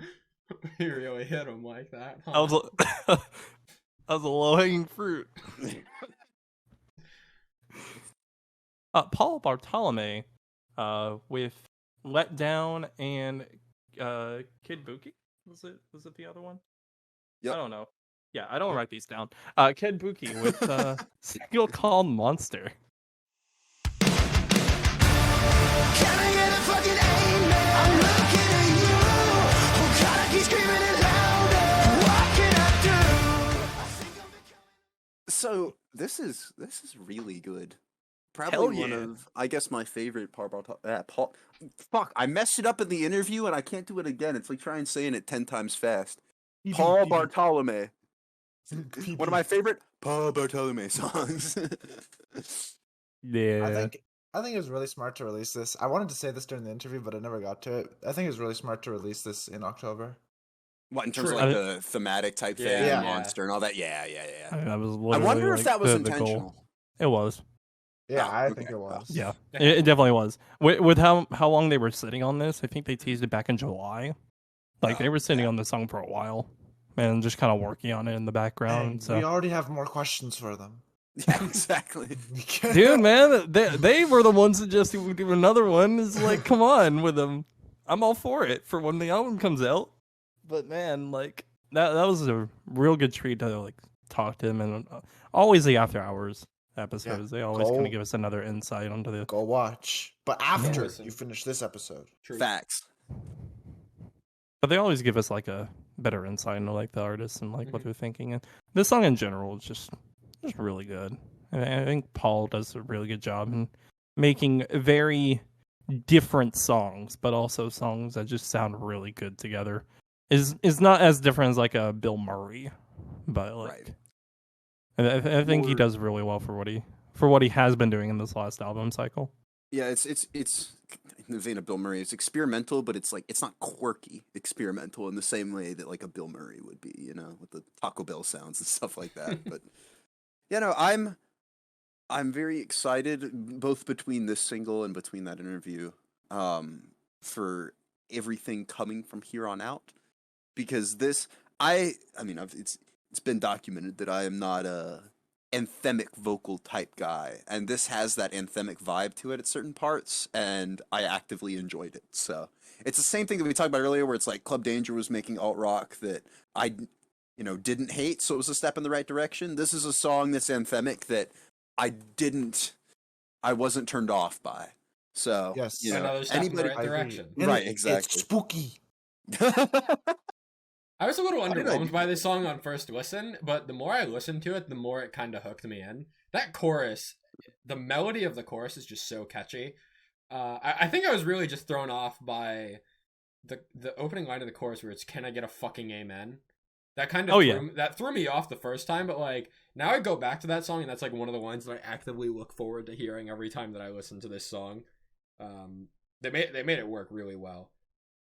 I know that was part of the song that was teased a lot on like TikTok and stuff. Especially Letdown's feature of it, like that one. Speaking of the features, both of them fit in great. Oh, easily.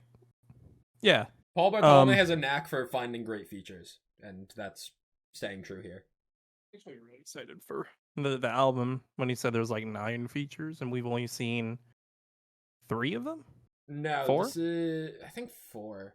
Yeah, that's Letdown, Kid Kellen, and Danny, that's right. You mean Derek? Right. Oh, yeah. Yeah.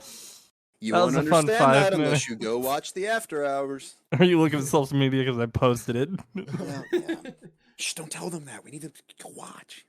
I also need the Twitter followers. Shut up. Ooh, you go to bring the up Twitter. a Look at the picture. Fine, I fucked up. Gosh, man. Or maybe why am I Jake being bullied, guys? If you're on the YouTube, if you're on the YouTube video, you could maybe Jake will put it on the screen right now.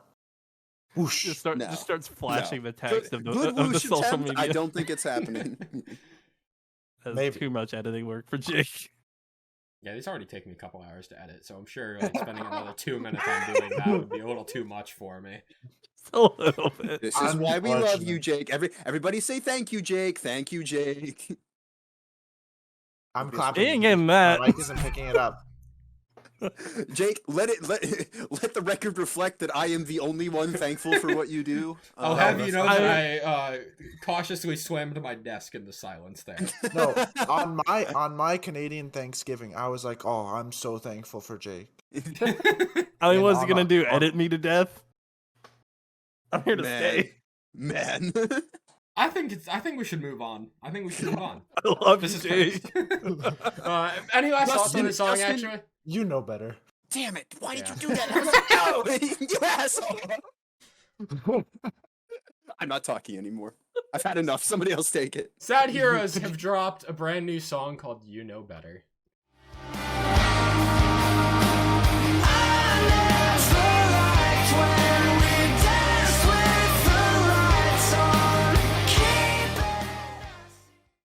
I was gonna say, Derek, you're kind of a sad hero now. Bad transition. Oh man. I mean, the transition was ruined. Jake took it anyway. He is sad. You stole mine. I mean, it's sad now the band. I think this is the final single from the band. Yeah, really the last sad, song yeah. from them, which is so unfortunate on the year that we discovered them, right? Like, come on.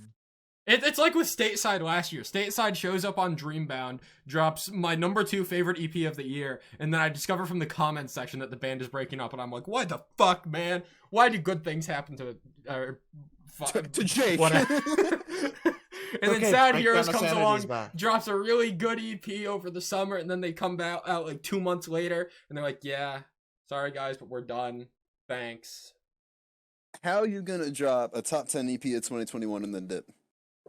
How are you gonna do that? I want to say, if they put this song as the closer on that EP instead of Teenage Suicide, we're talking about a top 10 EP of the year. We're talking about a top 10 EP without that. I don't In my know. I opinion, don't go but- that far, but like Teenage Suicide was a probably the most forgettable song on that EP for me. You throw this song on as the closer, and that EP becomes infinitely better. Yeah, it makes me sad because this song, you know, the EP aside, this song is really good, and it's like, why? I mean, I know they have financial obligations, and obviously there's a lot that goes into keeping a band together and the logistics of everything, but I feel not betrayed. Betrayed's not the word, but I'm just like, man, why? Why couldn't you It's have just, given me it's like just more unfortunate. material? Yeah. Right, yeah, exactly. Because this band is just so good. I love the vocals. The instrumentation has the same sort of dark gray vibe that Movements does. It's just it's like if Movements went a little bit more post-hardcore, and I love it. And I'm just very sad. I'm happy that we got this song and the material that we did. I'm just sad that there's not going to be any more. Mm-hmm. I feel like this band had a lot of potential in front of them, and whatever the reasons are for breaking up and stopping Sad Heroes with this song, I mean, it's their choice and all. But it is really sad because I know we were just getting pretty into them. So yeah, man, Silent Planet have dropped another single. This one called Anhedonia. Paradise was lost in the chaos as the heavens turned to blood. How do you pronounce it? I think so. I'm kind of just pronouncing it how I looked at it. Anhedonia, Hedonia. I think who knows. whatever. It's a new Silent Planet song. Exactly. Man, tentatively my favorite single out of all the ones that have dropped. It is so. If Trilogy wasn't, if we're not counting Trilogy, this is definitely my favorite. But I don't know if this tops Trilogy. I'm going to interject here real quick by saying, similar to Veil of Maya, this is the closest I've been to enjoying a Silent Planet song. Hey, I'll take it. Dude, this album releases next week. This is like Or a no. dark horse Yeah, next week. top 10 contender. Like I wouldn't have expected that because Silent Planet generally is one of those bands that I've heard their previous albums and I appreciated them for the musicianship and like lyricism behind them. I just couldn't get into them as much. Whereas there's something about all these singles that's clicking with me. I think it's the change in lyric structure. Yeah. I think because it's much more digestible. Mm-hmm. And yeah, I agree with you as well. This is a better sounding Silent Planet. So I'm excited for a Silent Planet album, and I didn't know that I'd be saying that at the start of this year. I honestly thought it was like end of November, but it's so soon. Yeah. Well, I mean, good. Yeah. Good to get it sooner. I'm nothing to complain about there. Yeah. And this song does not feel its runtime, and I don't know, like, I mean, the runtime's only like 4 minutes almost on the dot, but for me, it's like when there's songs that don't have a traditional structure to them, I tend to feel like they feel their runtime because there's less to like cling on to, whereas this is like, I mean, traditional in terms of like there's uncleans and then cleans and, you know, bridge, verse, chorus, bridge, breakdown, whatever. Whereas with this feels to me like a normal song. I don't know quite how to put it in a way that makes sense because it's not like it's not a song, but it doesn't feel like a normal song to me. I don't know.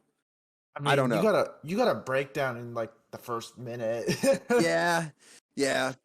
I don't know, just That's for not whatever normal. reason, with Silent Planet, I expect the songs to be longer or feel longer because there's a lot to digest, and then now it's like, it doesn't feel its runtime, or for what it is, or like for being 4 minutes effectively of uncleans, it doesn't feel like 4 minutes. Like you're never overwhelmed by anything. I don't know. It's hard to put into words, but just all that to say that the song is fantastic, and I'm turning into a Silent Planet fan. Turning into. Yeah. You weren't one before? No. I said it. I said it when we started this that I couldn't really get into Silent Planet as much. That I appreciated their music for what it was, but I never clicked with me. But now it's clicking, and I'm very happy.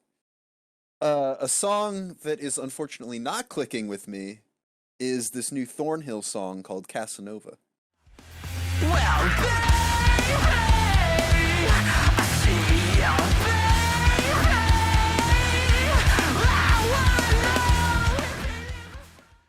Dang, dude. I'm so sorry. I will say that I really love the instrumentation on this song. I just can't get into the vocals. The vocals are what's holding this song and band back for me. I think the Deadlights, another Australian band, I believe, does their sound but better. They do this sound? Yeah.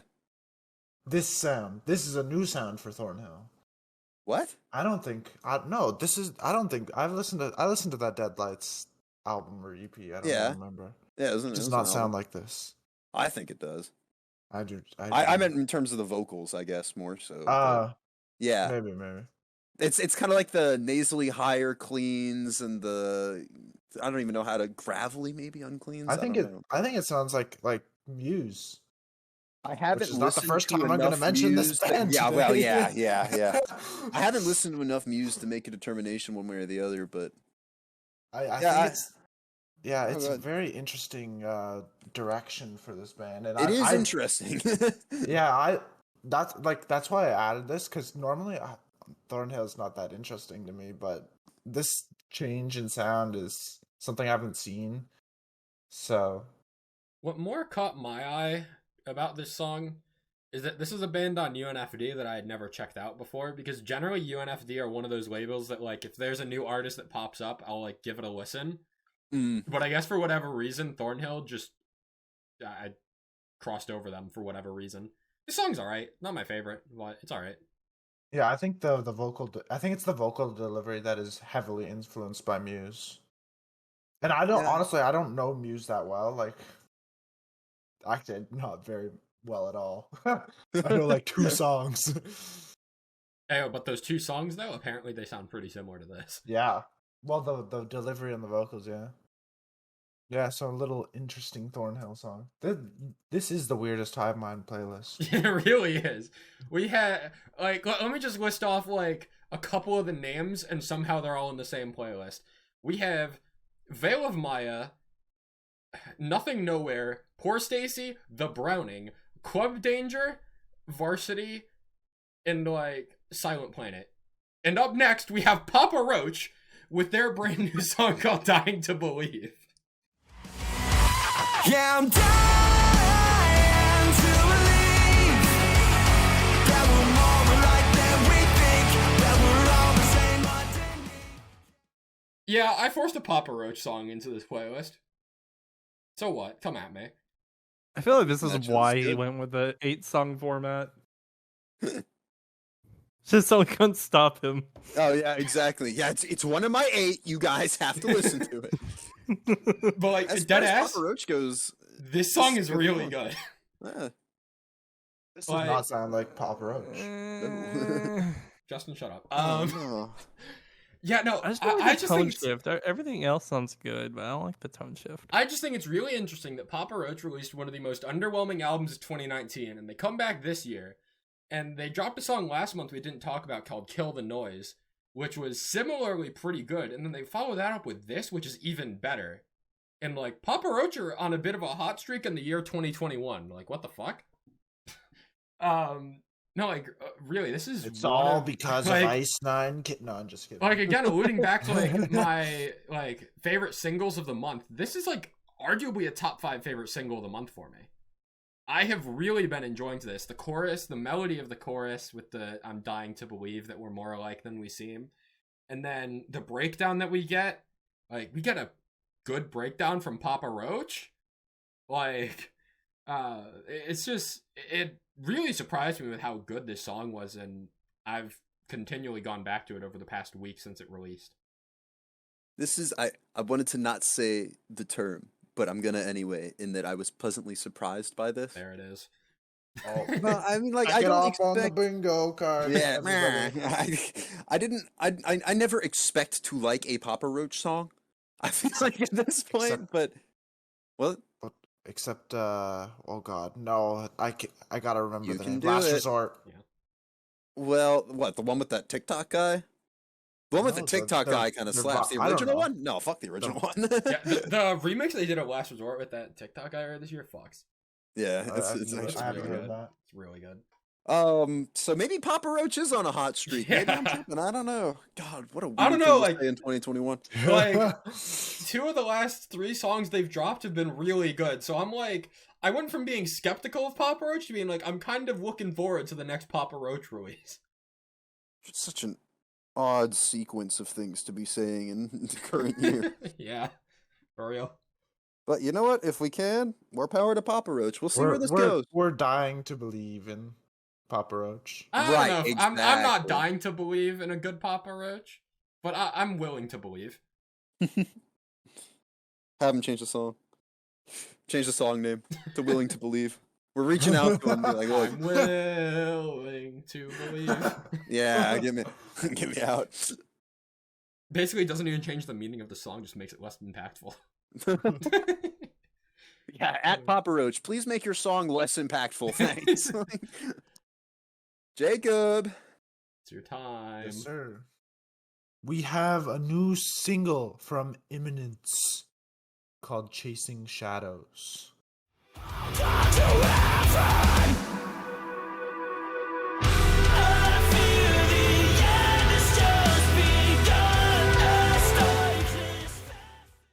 And I'm pissed at this band because I should not have watched the trailer on Twitter.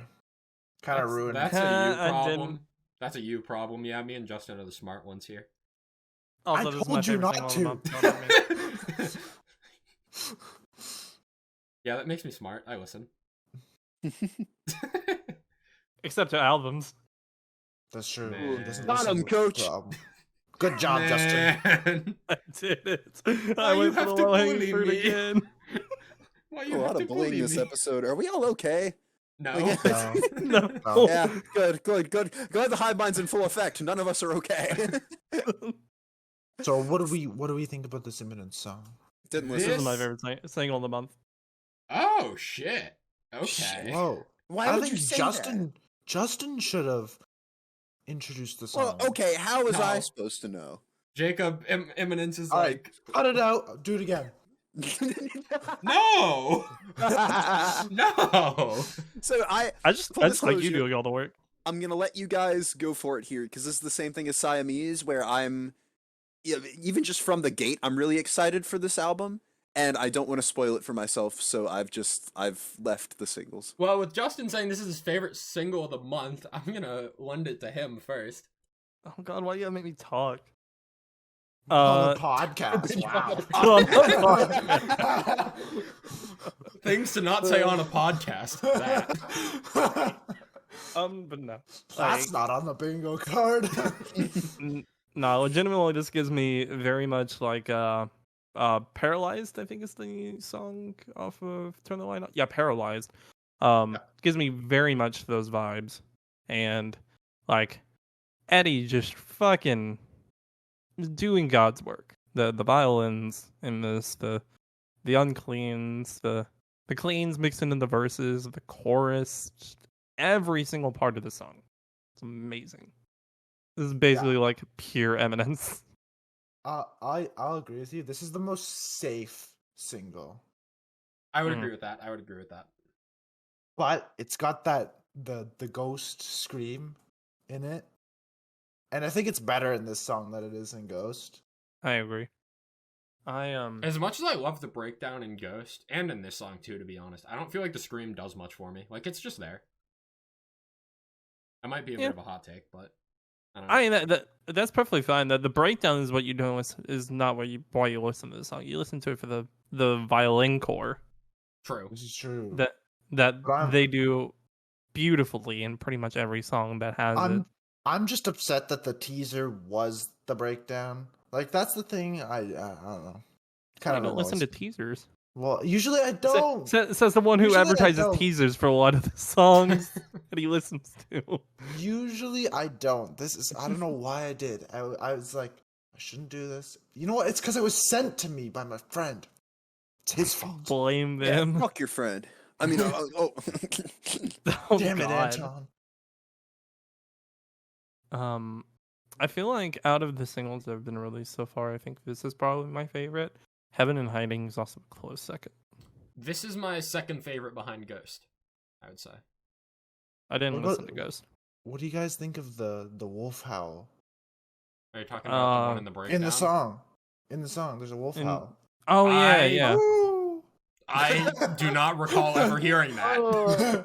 It blended in so well. It didn't stand out to me. So I guess it works if it did its job. Yeah, good song. Good We song. like the violin. So who's taking this next one? I will. Yeah, maybe the one who added it to ready. the playlist. I'll do this. uh-huh. Crown the Empire have released their newest song, Dancing with the Dead.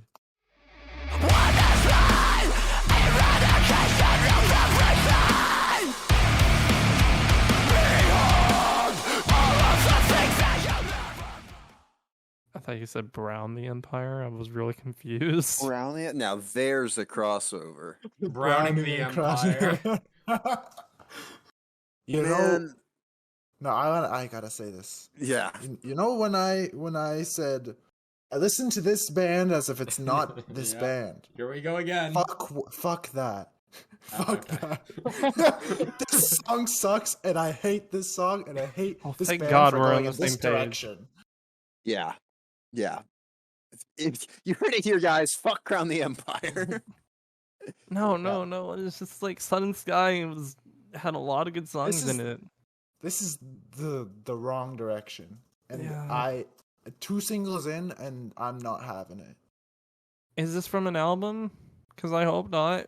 Oh yeah, It's going to be. I don't think it's done. I think they've got like half the songs done, and the other half are in the final stages of mixing and mastering and stuff like that. But like if I want to hear this type of scream, I'm gonna go to Landmarks. yeah, this man. I think this single to me feels just like, hey guys, we're still heavy. Don't count us out. It's like, well, nobody asked, right? Nobody Yeah. asked you to be Yeah. heavy They again. don't. Sun and Sky was, I think, was it in my top 10 of 2019? If it wasn't, it was one of the 2 runner-ups. Like that was a damn good album, and it just feels I enjoyed it in Another Life, but it just feels like we're going in. They're trying to harken back to more of like their metalcore roots, and it just doesn't feel like it's being It feels so achieved forced. particularly well. Yeah, Yeah, Yeah. forced is a good way it's to put it. heavy for heavy's sake because they're doing heavy, but they're not doing heavy well. Like it's Yeah. it's just I didn't listening to it. I didn't skip anything, but if you asked me to tell you something about this song, I couldn't. I can I tell you couldn't- something about this song. It's heavy. Well, okay, look, man. There's just nothing that stands out. There's nothing memorable. It's just there. It exists in the space of Crown the Empire's discography, and that's not what I wanted, because I know this band is capable of more than whatever this is. I don't have particularly high expectations for this band anyway, so I'm not necessarily like completely disappointed by it, but I'm disappointed. I am disappointed on some level. Yeah, just because it's just average. It's meh. I think that You know, takes it's- us to our final song. I was gonna say, you know what's not meh? Yeah. This, God forbid I thought I'd ever have to say this combination of words. Grandson has dropped a new song with Kesha and Travis Barker called Drop Dead. Take the money, put it all on red. I'm a pirate, I'm a sinner. Got no hope, not a slave. It's actually not a new song. It's a re-release off of Death What? of an Optimist. What the fuck? Yeah, this is the second to last song on Death of an Optimist. All right, well, my bad, guys, because I did not remember. But I will being give you on credit because they did change up some of the lyrics in this re-release. there. Okay, They did change So a that makes me couple. feel better. I believe the second verse, the lyrics changed just a little bit. But generally, it's the same structure, just with Kesha as a feature, and she sounds great as a feature on this song. And Drop Dead was already a fantastic song, and Death of an Optimist was a top 5 album last year for me. So I'm gonna think this song's incredible.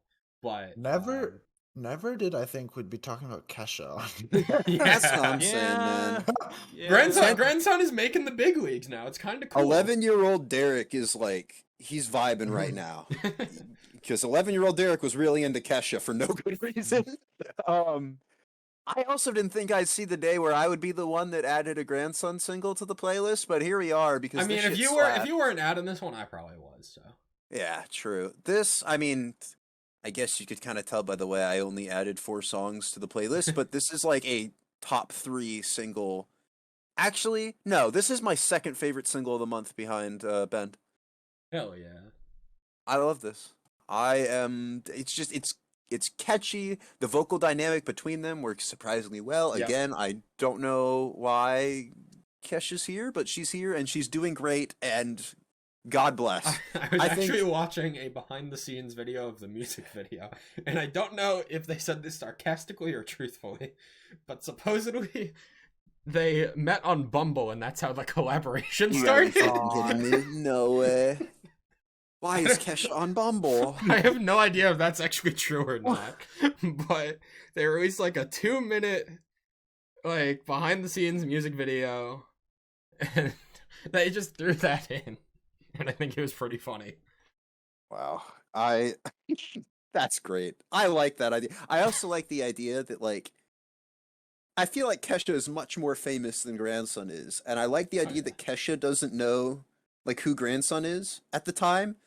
So Grandson, like, hits her up on Bumble, and he's like, "Are you the Kesha?" And she's like, "Who the fuck are you?" Like, no, oh man, it's so catchy, it's so replayable. I think In Love might be a little too strong, but whatever the slightest step below that is, that's me with this song. And the fact that I can say that about a Grandson song is fantastic. I'm Now, more Derek, than happy with I this. challenge you to listen to the original Drop Dead and see if your opinion on that song changes. And I'm also going to take this as an opportunity to say that Death of an Optimist Deluxe is coming out next month. Huh. So it's going to have this, Rain, which we talked about over the summer, Yes. I believe in June. Yes, also a good and song. probably 1 or 2 other reissues or something like that. I don't know. I was just reading an article on this song, and they teased Death of an Optimist Deluxe is coming. So Oh, I feel like deluxe editions of albums for me always have like one good song, and then the other like 2 to 3 that drop are just kind of or not great. But the fact that we get this and Rain plus 2 potentially more, I'm excited. Could break that curse, the deluxe album curse. I think that wraps up our singles for that the month. wraps up our singles. Yeah. As I said at the beginning of talking about all the singles, a month that we felt like there was a lot of fat, so we didn't include a lot of the other songs that we could have. I know that, like, for me personally, there was plenty of other songs I could have thrown in, but just wasn't feeling very strongly about a lot of them, and I'm sure you guys wouldn't have either. So You get cold in the igloo if you don't have any. Yeah. I well, think we could get. that Let's takes get us back to right into our our EP. EPs for the October recap. Knocked Loose have dropped their new critically acclaimed EP, A Tear in the Fabric of Life.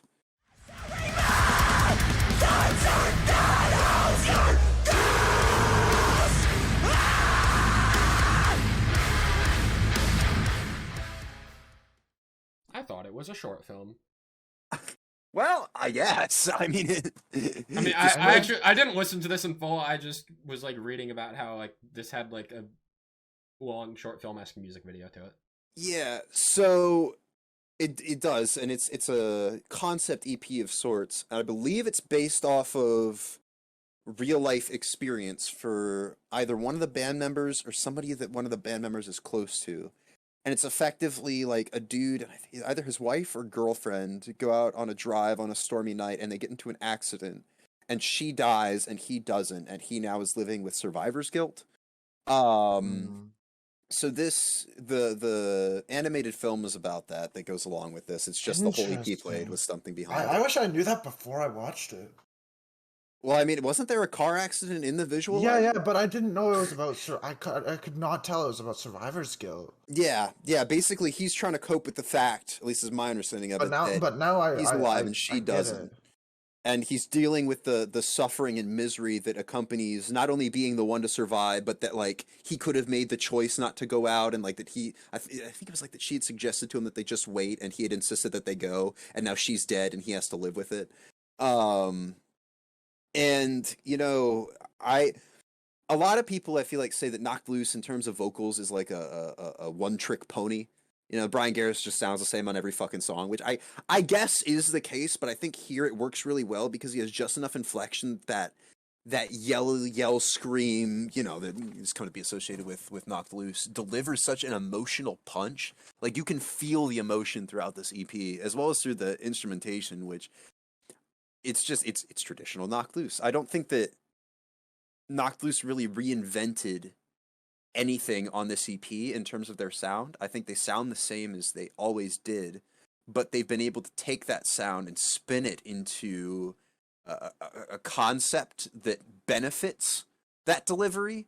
So instead of it being like, you know, samey across the whole album, it's samey, but it's because there's an overarching theme. I wanted to pull lyrics, I guess, from God Knows, the second track, which I believe is when it's the point in the story where, you know, she's dead in the first song, and the second track is the funeral, and that's when the grief and survival guilt starts to kick in. And then it's we are gathered here today under the pressure of a weary gaze, hydrate the garden, decorate the grave, lowered beneath the dirt, the trumpet toils for the blood I harvest. And then God knows I belong to hell. That's why he left me here by myself. And it's just like, yeah. And that was, this is something that it's hard with his delivery sometimes to understand what he's saying. So if you haven't heard this, or if you listen to it and you didn't catch it the first time, I would encourage you to listen again with the lyrics up. Because I think the first time you watch with the visualizer and then you watch or listen with the lyrics up. And I think that gives you the full story. Or if you watch the visualizer, have the lyrics up, whatever. It's just, I feel like it's the music, it's the full EP visualizer, and it's the lyricism. And if you have those things together, Knocked Loose have created this like incredibly artistic package that I just would not have expected from them. Apparently they just went off into the woods in like a really small cabin in the middle of nowhere and just sat there and like, all right, trauma, go. Like, creepy, dude. Yeah. And this is like, it received, I know Anthony Fantano, of all people, reviewed it and gave it a very favorable score. Scored like a 8 out of 10 on Pitchfork, I think, or something like that. It got a really good score across different music reviews. And for good reason. I mean, I won't say that this is like my favorite in terms of just overall sonically, because Knocked Loose is still one of those bands where I enjoy a couple of their songs, but the delivery it can be a lot. But it's a lot more manageable when you want to listen to more, because A, these guys are great at what they do, and B, there's a whole story that you're gripped in by. That makes me like want to go back and listen, because what I was gonna say is I wish they released singles, because then I could digest one song at a time. This feels like, I'm almost overwhelmed, basically. Right. Yeah. Well, I mean, it's a lot of, again, that same sound. There's not a lot of variation here, but yeah, that's why I think just in general with something like this needs to be consumed in its entirety in terms of all of the mediums that are available to engage in it, because this may not be my favorite, like, sonically, but in terms of overall concept, I think that this is probably my favorite EP of the year conceptually. Wow. Maybe second, but I think the fact that it sticks together so incredibly. I don't was think I was floored by this. I'm gonna watch the visualizer again, and then with the lyrics open this time. Yeah, it's just they've done something incredible here. That I mean, and I've seen it on Twitter too. That there's people who they weren't into Knocked Loose, and then this either got them into it, or they were like, even though I still don't like Brian Garris's delivery or whatever, like I can still appreciate the hell out of this because it's just great. And I would have to agree. I'm more than happy with this. This is just fantastic. Justin and Jake, I assume you guys did not listen to the new Knocked Loose EP. You're right. You're absolutely Moving right on. about that one. Well, I was about to say, I think that brings us to our next EP then, the new Half-Hearted EP called Call It Love.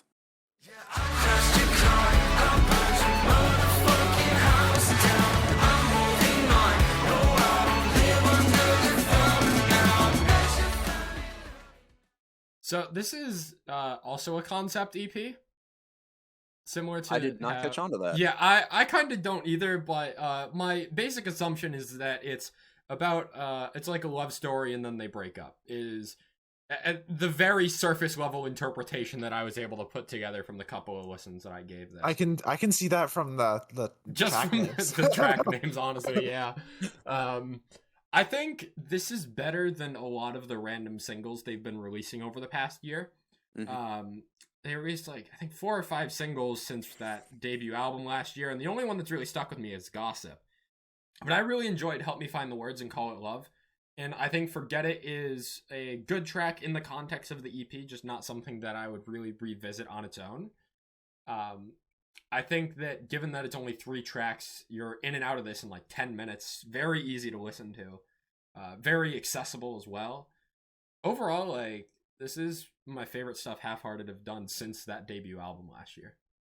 I want to highlight specifically in Forget It with the chorus and the kind of after chorus, I guess you would call it. I wish I didn't hate the thoughts that come flooding back because I need a drink when I think of you. If I stay sober, then I'm all right, but I'm 6 shots in on a Monday night trying to forget it all. But whenever I drink, I just think of you. And then I need a drink when I think of you, but whenever I drink, I just think of you. Kind of conveying that endless cycle of whatever, and I think it was the rest of this EP, the first 2 songs didn't do much for me. And then, how I felt about the rest of Half-Hearted's material recently, that I like it, I just don't love it, and I don't want to revisit it. But Forget It, I ended up saving, not on the grounds that I loved it or anything, but it was just lyrically. It was lyrically maybe not deep or you have to really analyze it to unpack it, but it was poignant. It was kind of in your face with what it wanted to say, and I was just like, huh. I can respect it. I like it. Maybe a little too relatable, to be quite honest. But, You need some therapy? Yeah. I'm going to Canada. I'm gonna come visit Jacob in his igloo. No corners though. No corners. No corners. I can't sit in the corner. I can sit in the rounded 45 degree angle. You can sit around the edges. Just Yeah, not the corner. exactly. We can have the therapy circle. But yeah, no, I am forever intrigued by what Half-Hearted is doing. Maybe not always impressed, but I still like this band, so I'm happy that we get new music. Yep. I think the only other thing that I want to add on to this is that this EP came out a couple weeks after I took a trip with my college radio club, and we went to see AJR live. And fantastic show, by the way. But this EP comes out, and this feels almost like AJR, but rock to me, with all the trumpet influences in particular in Help Me Find the Words. Just very reminiscent of what I heard from that AJR show. Just with more guitar and rock influences. I think that takes us to our next EP. We have Census, who dropped their EP, A Vigil for the Living.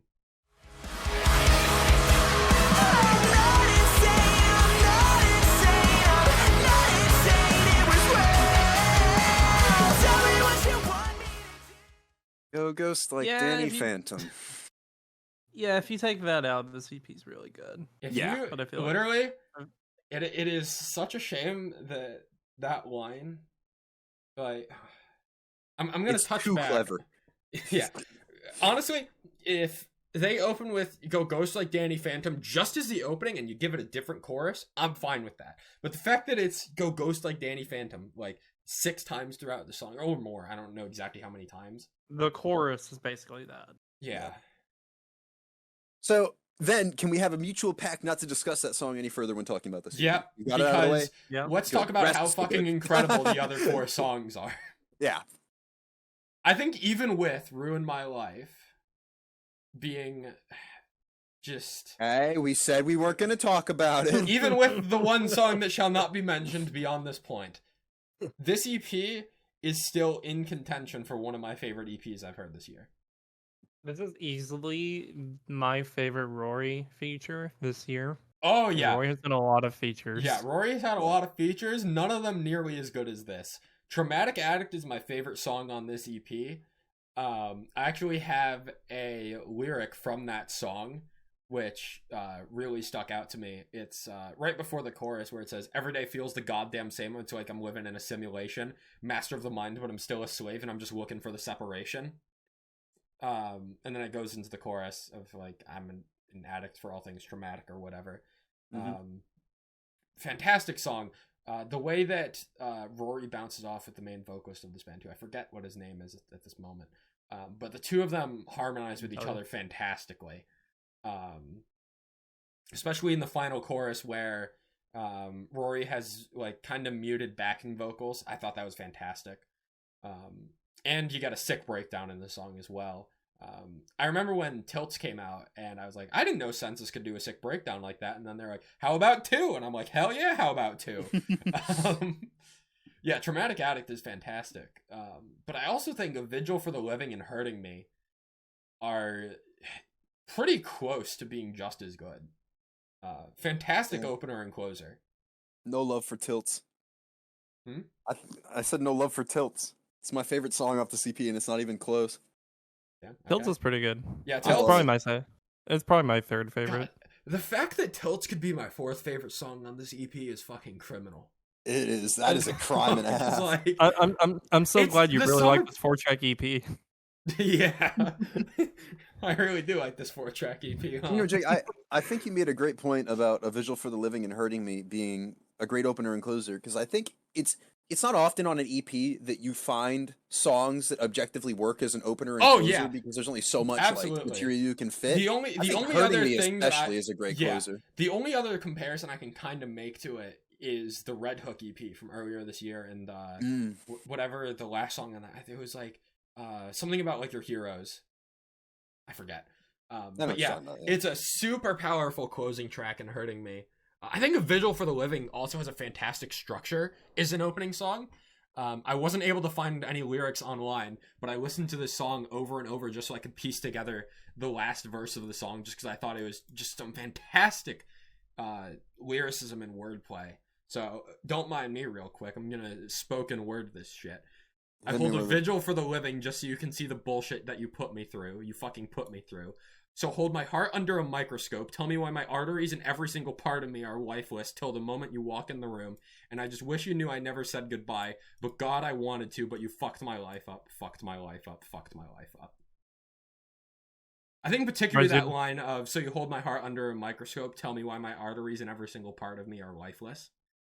I think that's a really good line right there. And just the vocal delivery of that too in the song. It's just really powerful. The song builds like slowly to the end of the song, and that ending just kind of explodes. And that is the end of the song. It's like, fuck my life up, 2-second fade out, and then you're into Traumatic Addict. Just very well paced, very well structured, and everything. I would have loved for this to have been a full album. If you like add another 4 or 5 songs to this and swap out Ruin My Life, or just the song that shall not be mentioned, and you leave A Vigil for the Living and Hurting Me as a closer, and you just add a little bit more depth into the middle of this album, we're talking about a pretty good contender for a potential top 10 album of the year, if you just expand this. I think this is really good. Census have a lot of potential, and this EP is a fantastic start. Yeah, that's pretty much all I gotta say on this.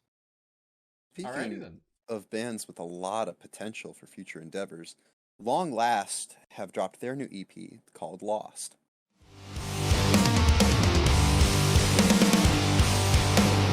I don't wanna make a promise, don't want no secrets. I don't wanna be dishonest.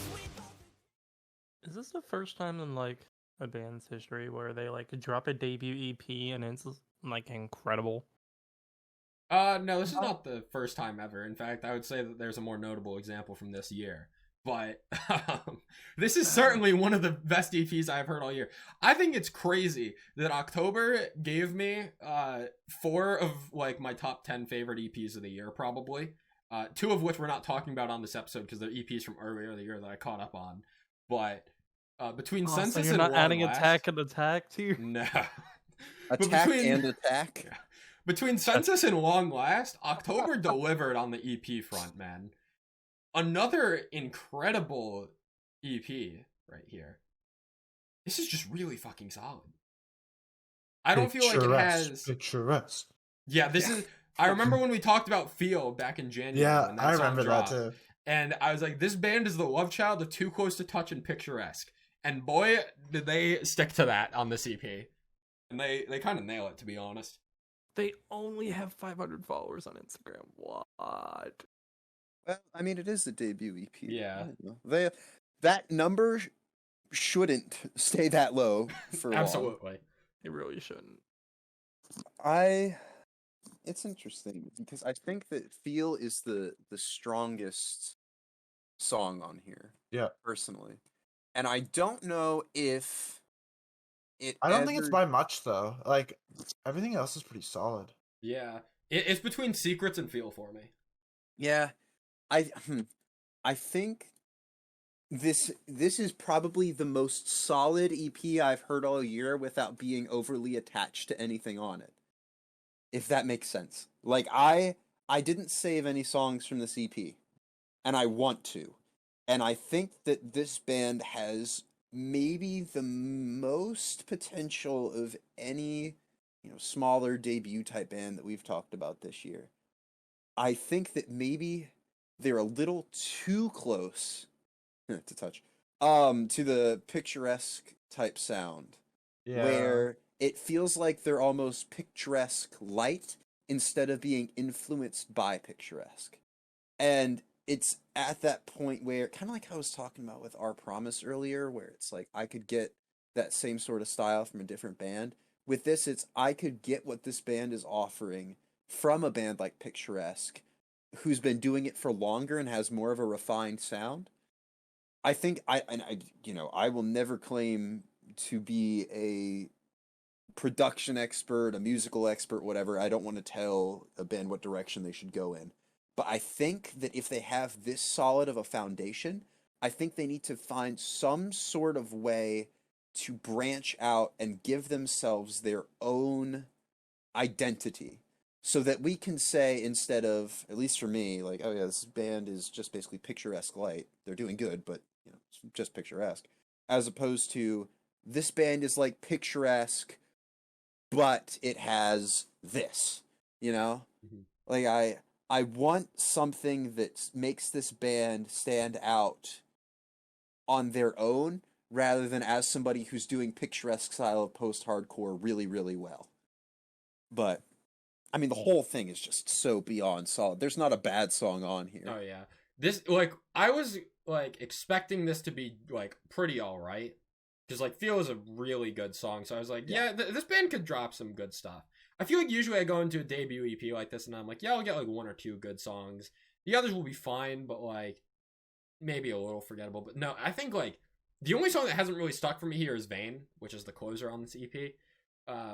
Reflection, Secrets, and Direction I all spent a fair amount of time with, especially Secrets, probably the one that I've spent the most time with.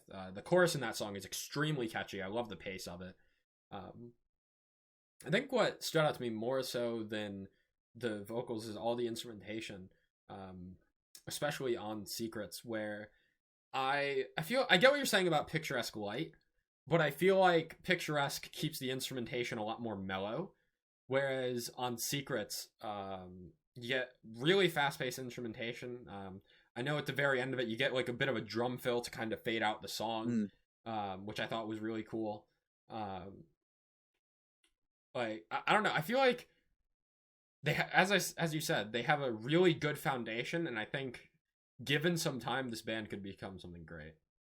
Well, I think that they're already great. I just want yeah. them to become amazing in their own right. Yeah. And I don't know. I feel like I made it come across as I was disparaging the band more than anything else, which I didn't want to be the case because, like I said, I think this is great. I just, I think I'm expecting more out of a debut EP than I should be, and that if looking at this solely through the lens of it's a debut EP, it has smashed all expectations that I would have for the first like quote big release that a band would put out. So, I think the last point that I want to make here.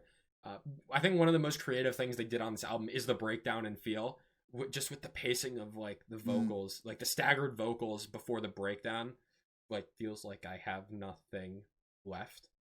Like that hit hard back in January when the song dropped. It still hits just as hard today, and the breakdown as well. Yeah. I would love for them to like almost lean into like slowing it down a little bit more, kind of like that, because I feel like that's. Well, Feel is maybe my favorite song. I think I've spent more time with Secrets at this point, so I would say Secrets is my favorite. I think Feel is the most unique and original song, and probably where I would want them to build their foundation further upon. I don't have too much more to say. Yeah. Justin or Jacob? Nope. No. I think that takes us to our next EP. We have Boston Manor, who have dropped their EP, Desperate Times, Desperate Pleasures. What goes around comes straight back around as I hold you accountable. What goes around comes... Also came as a surprise, kind of like Knocked Loose. Yeah, this really did come out of nowhere. So Carbon Mono was fantastic. And then Algorithm was pretty good. And then they dropped Desperate Pleasures as a single a few days before the EP dropped. And I thought that was pretty good. And I'm like hyping myself to think that maybe Boston Manor could do a turnaround off of Glue and be like, really? No. Nope. Hang on. I got let down pretty damn hard, unfortunately. Hang on. Yeah, I still think Carbon Mono is fantastic. I still think Algorithm is good. I think Desperate Pleasures is my second favorite song here. I don't like people and they don't like me, and Let the Right One In really do nothing for me, and that's kind of all I have to say. So, I listened to this EP twice today, and that was my first experience with it. And first of all, Carbon Mono clicked with me, which was not what happened when it was a single. Yeah. And I actually think this EP is fantastic. And I think I said this last episode, but now I actually like really mean it. I want to revisit Glue in a different light, like with a different mindset, basically. Yeah. And I actually think this EP is really well done. Like I said, I've only listened to it twice, but it has all the elements of Welcome to the Neighborhood, Boston Manor that I like. Mm-hmm. It's not as good as Welcome to the Neighborhood, but I still enjoy it.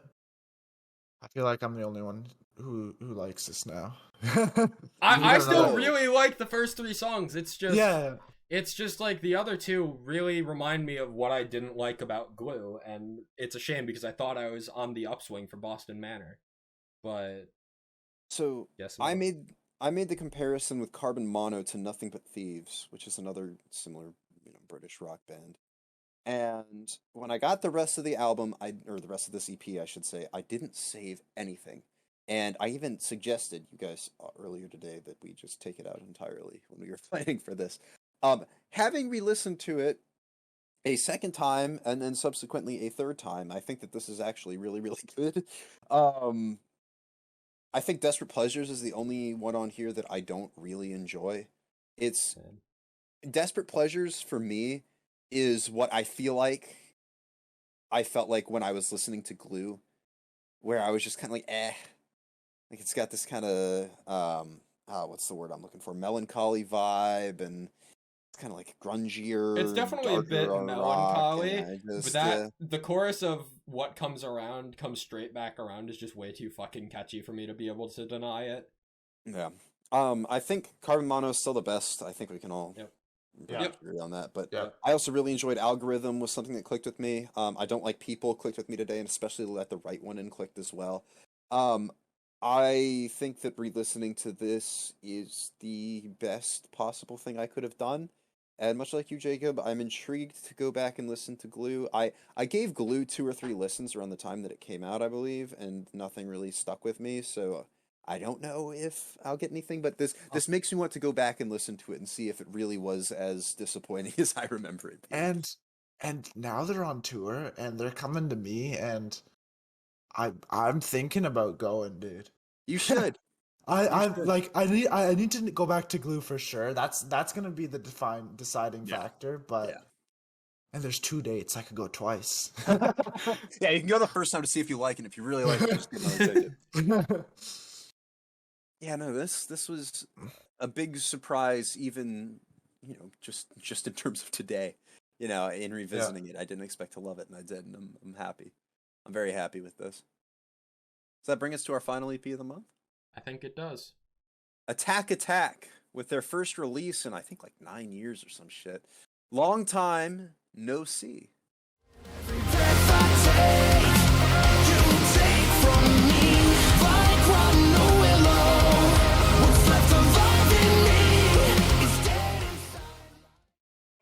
All right, so Derek, I've got a question for you. Yeah. Is Kawaii Cowboys the best opening track you've heard all year? No. I'm disappointed. I fucking hate it as the first track on this EP. I think that's the worst decision they could have made. Man. Really? Yes, because it doesn't transition into anything.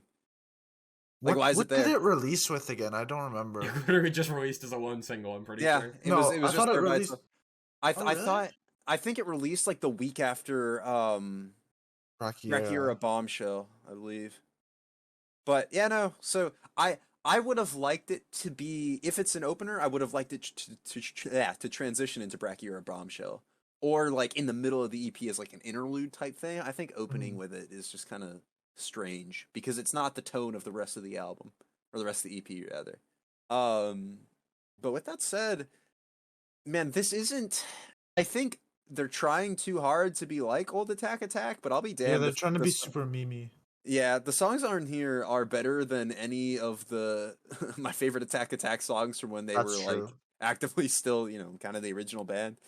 There are points on here where the singer sounds like Caleb Shomo did back then, and I didn't notice it till I picked up on it, I think listening to either Press F or Brachyura Bombshell, and then once I heard it, I couldn't unhear it, and now I'm like, damn, I see why they picked this guy. I still think All My Life is the worst possible lead single they could have picked out of everything here. Yeah, they should have come back with Kawaii Cowboys. Imagine how fucking wild the internet would have gone. Yeah, that's it. Hey guys, here's this. We're back, by the way. I as the one new song on here that I guess we haven't discussed or haven't listened to, I was harping on Dear Wendy, the closer, because it had this weird, it didn't keep with the tone and with that EDM kind of chill down in the middle. Yeah. And I've come around on it, and besides Kawaii Cowboys, Dear Wendy is probably my favorite song on the EP now. I don't know how well it works as a closer. I think that this doesn't feel like an EP, it just feels like a collection of songs. Like it's not a cohesive whatever. But individually, everything here is pretty good. I can't believe I'm saying Kawaii Cowboys is my favorite track on here, but I actually want to say the same. It's just so good. Kawaii Cowboys is my second favorite track here. So I think it's Press F for me, or Fade with Me. Fade with Me is the best track on here. Fade with Me is good. Attack are at their best when they're not doing metalcore. Funnily enough, Fade with Me, the random EDM track. Trapcore. Well, yeah. Fade with Me, the random EDM track they decided to throw in here because fuck it, I guess, and Kawaii Cowboys, which is fuck it, I guess. I don't know, man. Like I have Press F, All My Life, and Dear Wendy in my playlist for the moment, and I really haven't gone back to any of them. I'm probably gonna remove most of them from my playlist, but Kawaii Cowboys and Fade with Me, that shit still goes. This album artwork is disappointing though. Yeah. Yeah, especially with No. the pun they put in the title of the EP with "Long Time No See." They could have done something. They could have done something way more creative with that. Everything else is so memey. Like, why not just put a crab on the thing? Have you seen the tour poster for this with like Conquer Divide and stuff like that? There's a crab. All the other single artwork is so much better. Yeah, I don't know why they opted to go for this, but Derek, whatever. I best be seeing you at that tour, by the way. Because You I'm may. coming to Virginia. Yeah, they are. I think they're coming to Richmond, like literally 15 minutes from my house. It's at the Canal Club, Justin. So I may as well go. fun. But I don't know if I I'd mean, stay for maybe not for Attack Attack, but I know what you think about Yeah, Conquer Divide. Divide, So... yeah. Have you guys listened to the Spotify commentary, by the way? I don't On know. this? Yeah. This has Spotify commentary? Yeah, there's a expanded edition. Oh shit! Yeah, there is. Wow. Okay, never mind. I'm definitely gonna listen to that. In fact, I'm gonna throw that and listen later, right now, so I don't forget, because I think that'd be really interesting to see why the hell they did. Yeah, I want to hear what they say on All My Life and Kawaii yeah. Cowboys. That'd be interesting. I have not listened to it, but I saw it to you. Yeah. I guess if you liked Attack Attack before when they were doing their crabcore stuff, you've got elements of crabcore here. I think they're trying too hard to be electronically influenced to the point they may have overdone it a little bit, but for what it is, it may not be a great Attack Attack EP, but it's a great EP overall, and there's a lot to like here, so I'm happy with it. I think that Listen to it takes as if us. it's not a Attack Attack, yeah. attack. pretty Attack, much. yeah. You said the thing, Jacob. I did say the thing. I said it earlier in Crown the Empire, but it was to diss them. That takes us to our albums of the month, and we've got quite a few of them, so let's not waste any time. Let's get right into it with Wage War and their brand new album, Manic. I take one step forward, then two steps back, till I run out of time in the hourglass. When heaven is My expectations were very low for this album. And how you feeling? After what was the last one called? Pressure. That's what it was called. Yeah, it should suck. After Pressure, I was disappointed. I was kind of disappointed. I liked High Horse. I was kind of disappointed with some of the other singles. But I will gladly say this is a very good album. And I'm glad Wage War have come to their senses. I am fully convinced on the Wage War hype train at this point. This album is really fucking good. I have definitely made quite the developmental step from 2019 when I thought Wage War was too heavy to this being one of my favorite metalcore albums of the entire year. In saying that, I don't know if I have ever heard such an incredibly front-loaded album before. The best 5 tracks on this album are the first 5 tracks, and the difference between the first 5 and the other 6 is so large that that's really it's the gap between the first 5 and then everything from Godspeed and beyond is like, it's like, I don't want to say night and day, but like it almost is like that. And it's not even that I think the other 6 songs are bad, because they're all good. I think the only underwhelming song here is Never Said Goodbye. I just think that the first 5 songs on here are so fucking incredible. So, I'm like you, first 5 songs, but then the last 2 as well. Yeah, True Colors and If Tomorrow Never Comes are both great. If Tomorrow Never Comes is definitely a fantastic closer. Oh yeah. But in comparison to the first 5 songs, man, I literally, those first 5 songs have been in my Spotify on repeat playlist the entire fucking month, and they have not gone anywhere. In fact, I'll just go again. I'll go ahead and get this out of the way. As of like 2 days ago, Relapse is my number 1 song in my on repeat playlist, and this album is over a month old at this point. That being said, Relapse wasn't my favorite song originally. It still isn't my favorite song on here. but I made a realization in the last week, which is that Relapse has 2 of the 3 best breakdowns on this album, and it's kind of unfair. So Well, I actually. Oh, go ahead, Jay. Well, I was just gonna say that's an interesting thing to say, considering Death Roll has all the best breakdowns on this album, and they've got like 5. So, no. So Death Roll is overhyped. It's a good song. It I is agree like no, with it's Jake, for actually. sure overhyped. it's No, it's it's overhyped. definitely overhyped. It's definitely like a live song. Okay, yeah, true, Like true. it's gonna become a staple. You have like 5 fucking breakdowns. Like that's you're gonna die in the pit. Like it's over. So I got several spots where I want to take lyrics from in Relapse. First is the chorus. I take 1 step forward, then 2 steps back till I run I out of also time have in the lyrics from hourglass. Relapse that I wanted to point out. So good. And then, verse 2 with the breakdown. Actually, yeah, just another. It's just another bad habit. Just another bad habit. That.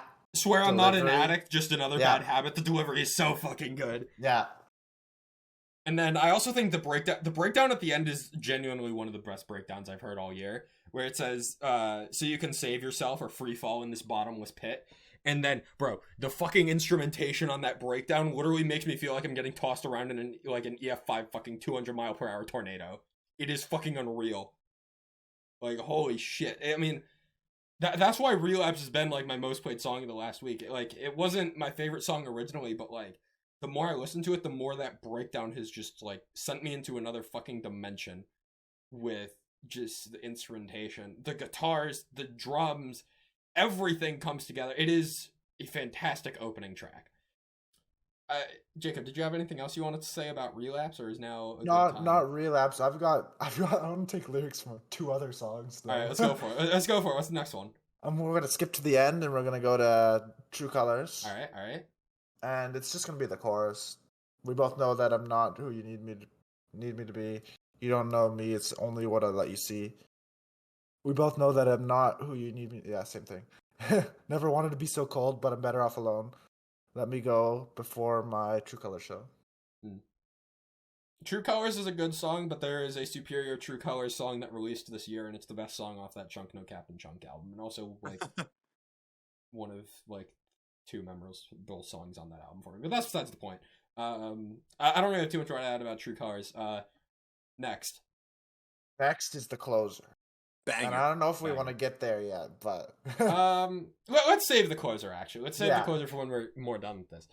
I want to talk about Manic. I want to talk about the title track of this album, the best track on this album, the best track on this album. You mean the best track on this album? Okay, what? Fair pun. It's trapcore in a way. Oh, well, yeah. It is. But it's not. It is. The way in which I was not able to put Manic down for the first 2 weeks of this month. God, that song is incredible. I need to pull up the lyrics real quick, 'cause for whatever, I've listened to this song so many fucking times and I don't remember them. I'm stupid. I'm gonna read a try to calm myself down, but I feel the panic. Is it all up in my head? Am I going manic? Not only is the delivery of that insane, but like the lyricism is also just fantastic. But God, that chorus just, I struggle to come up with words for how good I think the opening 5 tracks on this album were. And it's not something I realized on first listen of this album, because when I first heard this album, I still thought that it was probably Circle the Drain being my favorite track on here. But then, like, High Horse and Teeth were also fantastic fucking singles. And then Manic and Relapse have just, like, been some of the most memorable metalcore songs the entire year for me at this point, with how much they've stuck with me throughout the month. I want to read a comment from the Genius page that I totally want to echo, and this is about Manic, title track. Now this is experimental done right. Yeah, I think, I don't know. I guess nailed it. I think it's experimental for them. Yeah, I guess would be the way to put it, because it's not. It's nothing I've ever heard. And actually, you know what? I think Manic has what I'll call the God of Fire effect, where it's very repetitive, but it's repetitive in a good way, so I don't care. Yep. And I think that the last bit of the song where he goes, "Is it all up in my head?" and then he yells. I think forgot on to mention that, paper- bro. That part of the song is so good. Well, yeah, on Is it all up paper, in it's, my like, head? super Ah! cheesy. Yeah, it's super cheesy and lame on paper, but then you like put it into practice and it's actually really fucking good. Like, you give it you let Britton do the vocals for it, and suddenly it's one of the best parts of the entire album. yeah, I want to echo pretty much everything positive you guys have said. I will say that I think that despite the fact that there is a lot of experimentation for Wage War on here, I think that in general the structures to a lot of the songs and the overall vibe of a lot of them are very, very similar. It's very formulaic, generic metalcore. Wage War do it well because they were probably, I guess, one of the founders of what we consider modern generic metalcore in terms of blueprints and But So I actually go want to ahead. say, usually when I listen to this album, I actually like skip half the songs. Like Jake said, he like first 5 songs, then I skip from Godspeed to Never Said Goodbye. So I just listen to True Colors and If Tomorrow Never Comes, and then I'm done. Yeah, I will say that I like Death Roll, but I do. Godspeed, I think I don't want to listen to it over and over because it's I don't know, it gets old. Oh yeah, no, It's a absolutely. Death I think it's as much of a set staple as I think it's going to be. Yeah. I think it's got the least replayability of any song off this album.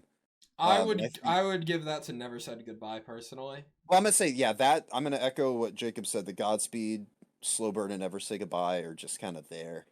Godspeed for me is just a bad Motionless in White song, so Well, I I'm didn't not. hear that. Now I need to listen. I'm not digging it. It's just it's got very oh god, what was that one on Undead Corporation? What the fuck was the name of that song? Broadcasting from Beyond the Yes, That's yeah, what it that is. one. Grave. Don't that you dare one. compare Godspeed Yes, to that atrocity. Incorporated. It's that same like bouncy, cheesy bullshit. I don't think it works. I don't like when Motionless in White did it. I don't think Wage that War did it. Motionless in White song is good, but Godspeed is far better than it. Oh no, I think Godspeed's the worst song in this album. It's not even close. Never Said I Goodbye hate is it. the worst song. I hate it. Man. I actually don't Um, know what is the worst song. I will say that there's a lot that's very, even if it's not like bad lyricism, there's a lot that's surface level on here. But I think that would be a good point to talk about just how good and the depth of the lyricism on the closer. Jacob, I know Yes. you'd wanted to mention that earlier. It's some of the best I've seen all year in terms of like imagery and Dude, I got a whole just- story. yeah, that's what I'm Let it- saying. let it Like, roll. like where the fuck did this come from? Jacob, now's your time. my time. Oh, I need to find out. The lyrics are long. I need to find out where I'm looking for. You guys keep talking.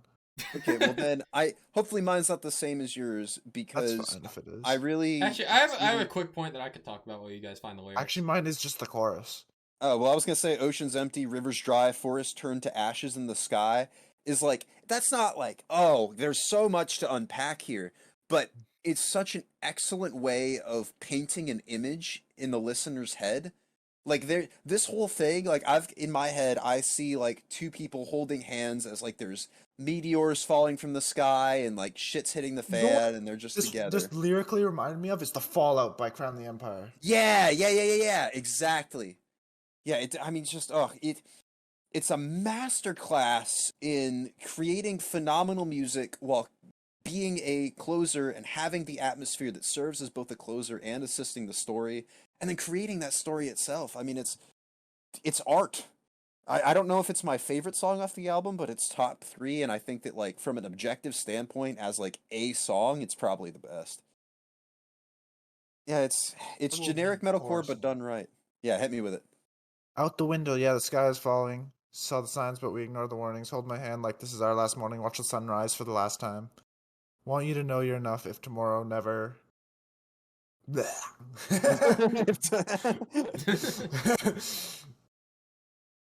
I feel like for how much I enjoy... Do you guys think I have hit home how much I enjoy Relapse and Manic in particular? Yeah. Like, as much praise as I've given them, I almost feel like I still haven't given them enough praise. So I'm just making sure. Nah. We haven't really talked about Teeth, High Horse, or Circle the Drain all too much. I just want to reiterate they're all fantastic Those are all the singles. singles. Yeah, all those singles, yeah. And I think beyond that, the only song we haven't really mentioned is Slow Burn, which I remember the first time we listened to the album. Derek, you were there for that, right? Yeah. Yeah, I think, I forget which one of us said it, but one of us said that Slow Burn needed to have a Pulling Teeth-esque breakdown of Mice and Men. And it would work because it's like a slow burn, and the way that the Pulling Teeth breakdown just gets progressively slower and slower and chunkier. I think that would help Slow Burn be a lot more memorable than it is. Yeah. But still, I was extremely impressed with this album, and I'm fully on board with Wage War. And excited to check out their 2 albums prior that I have yet to listen to at this point. Compared to just having heard Pressure, I was like, yeah, I'll get to that eventually. Now I'm actively looking forward to it. It's the best parts of Pressure incorporated into Deadweight is basically how I put this album, and I'm more than satisfied with it. Now, let's move on to the next album. We have... Very quickly. Asking Alexandria, who dropped their brand new album. See what's on the inside. I'm so tired of not knowing who I'm supposed to be. Just Okay, I saw this on Twitter, so I'm not taking credit for it, but this album is meant specifically for dads driving to the gun range in their F-150s. I was That's one way to put it. Yeah. That's one way to put it. It's dad core. Like fuck. I was so excited when Intro into Alone Again dropped. It was so good, and nothing else in this album sounds like it. And the rest of the album just sounds entirely the same. It's one long song. There's a reason they only released one single. It's like they knew it was bad. Well, I don't know if I'd go that far, but yeah. I don't know. I think that this is fucking awful. I think this is a terrible album. And it's not even like that it's objectively bad, because Danny sounds great. It's just every song feels like it overstays its welcome. There's nothing particularly memorable outside of Alone Again. Every song sounds the same. I want to say that I think there's something memorable about Find Myself, but again, I stopped listening to that song in this album 3 days after it came out, so I can't even tell you what's memorable about that song. It's just it's boring. I thought that this album was going to be a statement where, hey, we experimented with Like a House on Fire. It wasn't great. Here's our return to form, guys. We can be good. You know, it's just not. I think because there are some standouts on Like a House on Fire, that album is better. Yep, I agree. I can't believe I'm fucking saying it. Yeah. I think that Alone Again, maybe I like. Well, no. There's some on Like a House on Fire, but Alone Again I think is better than a majority of Like a House on Fire. It's just that everything else is not good. I think Like a House on Fire had maybe higher peaks and lower lows, but this album is just consistently boring / average. Well, yeah, exactly. That's the thing. I wish that it could be like, I don't know, fucking Lorazepam or whatever, where I remember that song was god awful, and I never want to hear it again. He's my life, least, yeah. Yeah. At least I had that to grasp onto. Is like, this is bad. With this, it's just boring. Nothing's better or worse than anything in any marginal, meaningful way. It's just there. Like there was no, and I don't think this sold well either. I think it's on there's a scene Billboard chart Twitter thing, and I follow it. And this was their first album where they failed to debut on the Billboard Top 200. It seems Never Gonna Learn is doing well. Was that a single? No, there was one single. It was Alone Again. Huh. It was, Never Gonna Learn is doing kind of well. Yeah, I don't know. I guess Maybe. I think that the marketing for this album was atrocious. He dropped one single out of nowhere, like, surprise album. It reminds me of is oh god, what's that album called? But it was Memphis Mayfire's last album. Oh, Broken? Yeah. Yeah, pretty much. I prefer Broken to this, and that says a lot. No, I'm talking about like release. Oh yeah, like, yeah. They got style. Yeah. well. At least well, that one got multiple singles, didn't it? They No, got no, it did not. It Was had that one really? That was single. the one single? It had one single. Huh. Yeah. Well, that album flopped too. So whatever. I was hoping that this would be such a great comeback, and it wasn't. And now I'm just disappointed. Their self-titled's still their best album, and it is what it is. Yeah. That's a debate for another day. Yeah. Yeah. Whatever. I also think we have more time on this day to spend with better albums. Less Such boring as? albums, we could say. What do we got up next? Ice Nine Kills have dropped their brand new album, Welcome to Horrorwood, The Silver Scream 2. Singing.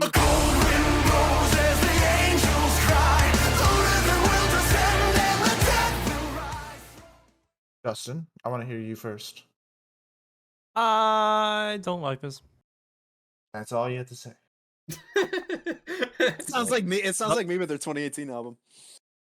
That's I it. respect Yeah. that. I respect the hell out of it. I mean, look, as somebody who does not appreciate a single thing about the first Silver Scream, I feel like this is, if you don't have the Ice Nine Kills appreciation gene, you're not gonna vibe with it as much as everybody else does.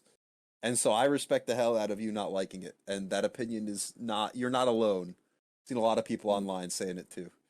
The worst part is I really liked pretty much like 80% of the Silver Scream, first- and Yeah. and still go back to like A Grave Mistake, Rocking the Boat, American Nightmare, Thank God It's Friday, Stabbing in the Dark. There's just a lot of good shit that album. This I gave it like I gave the first couple tracks a listen and all the singles that I'm just deflated of it. I'm just like, it's metalcore. It's nothing original, unfortunately. It's nothing what I liked Ice Nine Kills for last time, and that's probably just a one and done thing. So you and I kind of flip flop on our opinions on this because I absolutely do not like anything about the Silver Scream 1. And with this, I actually find that there's stuff that I enjoy. I will say I am not at all, well, I'll go with what I like first. I actually have songs on here that I enjoy, which is an improvement in and of itself.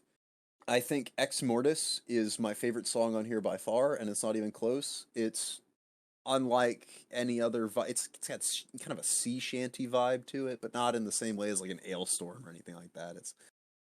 It's just very swingy, jazz swing type thing, and I really, really enjoy it. I mean, it's my favorite song on here, one of my favorite songs of the month, maybe even of this half of the year, to be quite honest. And there's other things on here like the shower scene. I think especially Funeral Derangements is just awesome. I mean, fantastic. And there's plenty of other things on here. I think The Box is good, Fly is good, Worst Vacation is good. I think Farewell to Flesh works great as a closer. So I've got a lot of good to say about an Ice Nine Kills album, which I'm happy about. I am not invested enough in this band or in horror in general to enjoy the nuances to this album.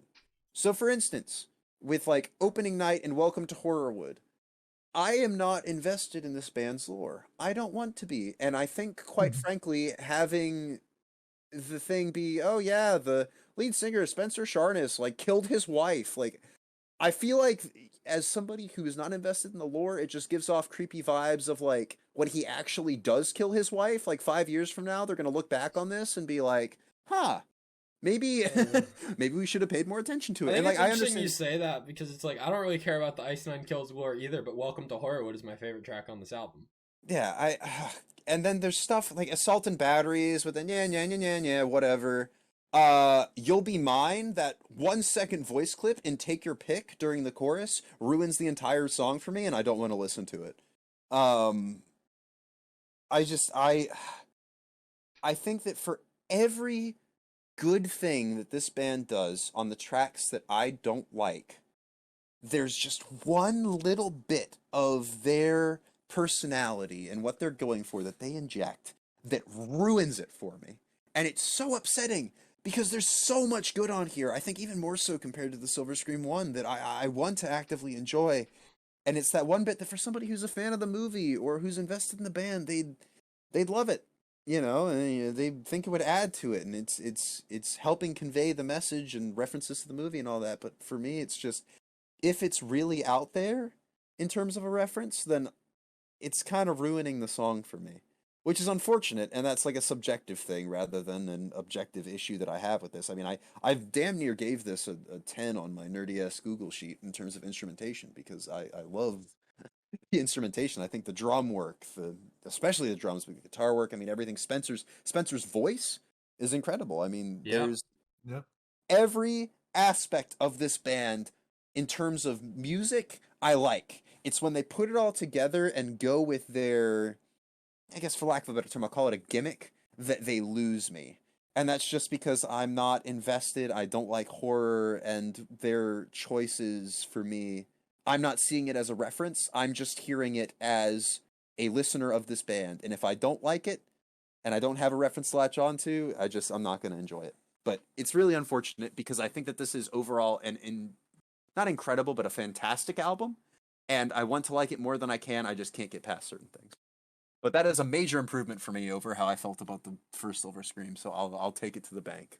I am more with Justin here on, I still like a lot of the original Silver Scream more than this. But the more time I have spent with Welcome to Horrorwood, the more that I have appreciated a lot of the songs on here. Welcome to Horrorwood, the title track, is my favorite song on here. I'm a film guy, as in I'm like majoring in video production type stuff at college, so I appreciate all the little references to like the breakdown called, so how's this for an establishing shot? Like, I really appreciated that. When it comes to a lot of the other horror film references, I don't think I have seen any of the films that were referenced in this album. But even still, like, I was like, oh, I that part's a reference to something, I appreciate that. Like, I can appreciate it even if I don't get what the reference really is. But beyond that, I really enjoyed A Rash Decision, the shower scene, and the closing two tracks of Ex Mortis and Farewell to Flesh. I have always said that I think Spencer Charnas is best used just in his clean vocals. And I know that, like, this is a metalcore band, they lean into the harsher vocals a lot, but You gotta go back to the pop punk days. I've actually listened to like some of their older stuff, but like the production mixing is just not there. At all. Yeah, so it's just, I can't listen to it. But like Farewell to Flesh is exactly what I love out of Spencer's voice. The notes that he's able to hit in that chorus are beautiful. They're fantastic. I was debating whether Farewell to Flesh or Welcome to Horrorwood is my favorite song on here, but I think Welcome to Horrorwood just has more replayability for me. I think Ex Mortis, as you said, Derek, is really fun.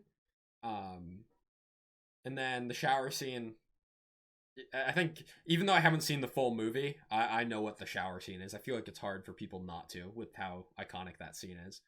But on the other end of the spectrum, there's songs like Take Your Pick, or Assault and Batteries, or Funeral Derangements. Sorry, Derek.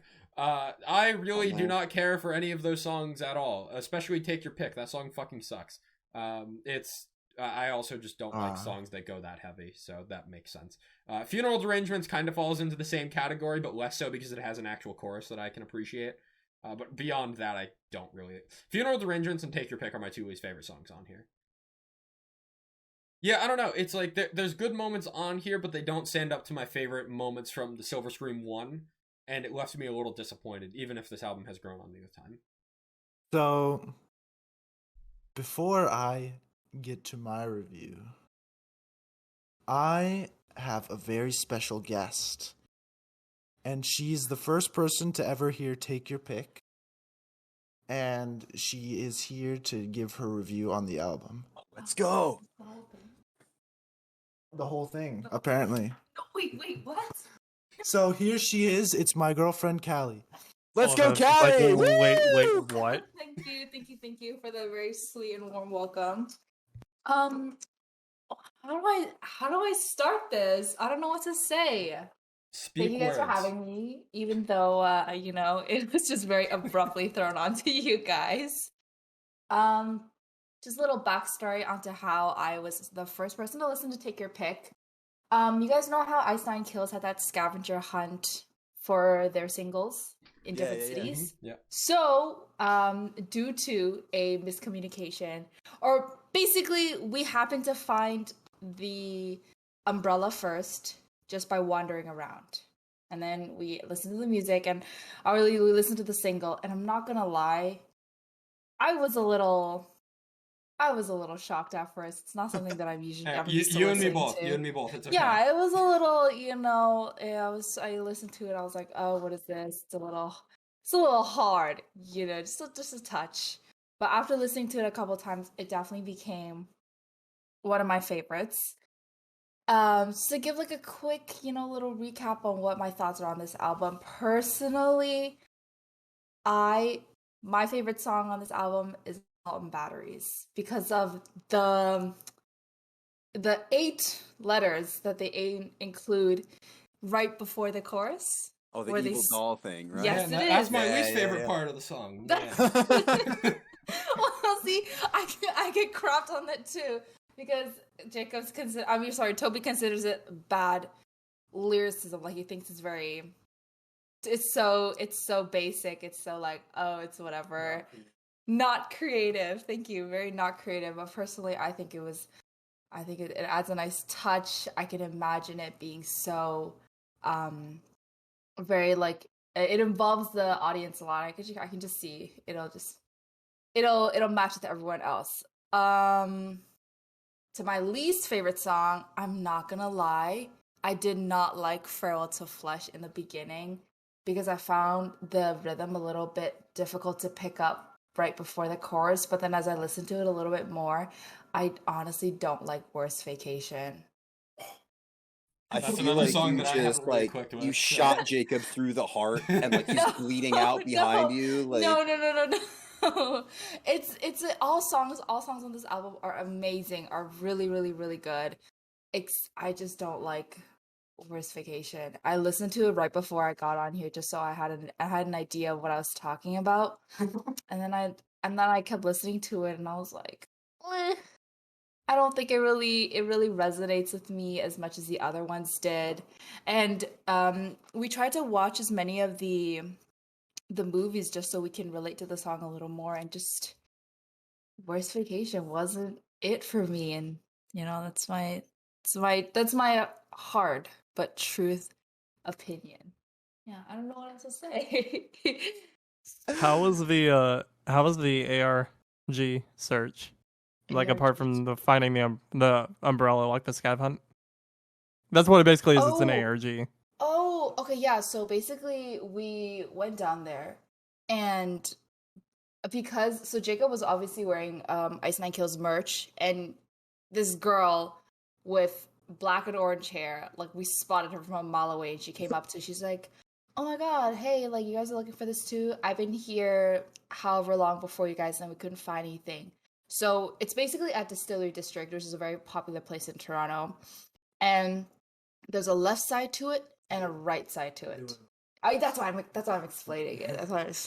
There's a left side to it and there's a right side to it. The location that they put on like social media was the left side of the district, but we found the umbrella on the right side of the district. Oh. So you just saw probably like a couple people just gathering all around the left side, and they're like, "We can't find it. Has anyone seen this umbrella?" Whatever it was, and we're like, "Yeah, you know what? We're kind of hungry. Good luck to you guys finding this umbrella. We're gonna go get some food." And then, we just walked around and we found the umbrella, and that is how we did it. Yeah, it came out with some great pictures. Everything was really nice. That gives me the same vibes as people who like stop into like a gas station. What is he doing? Hello?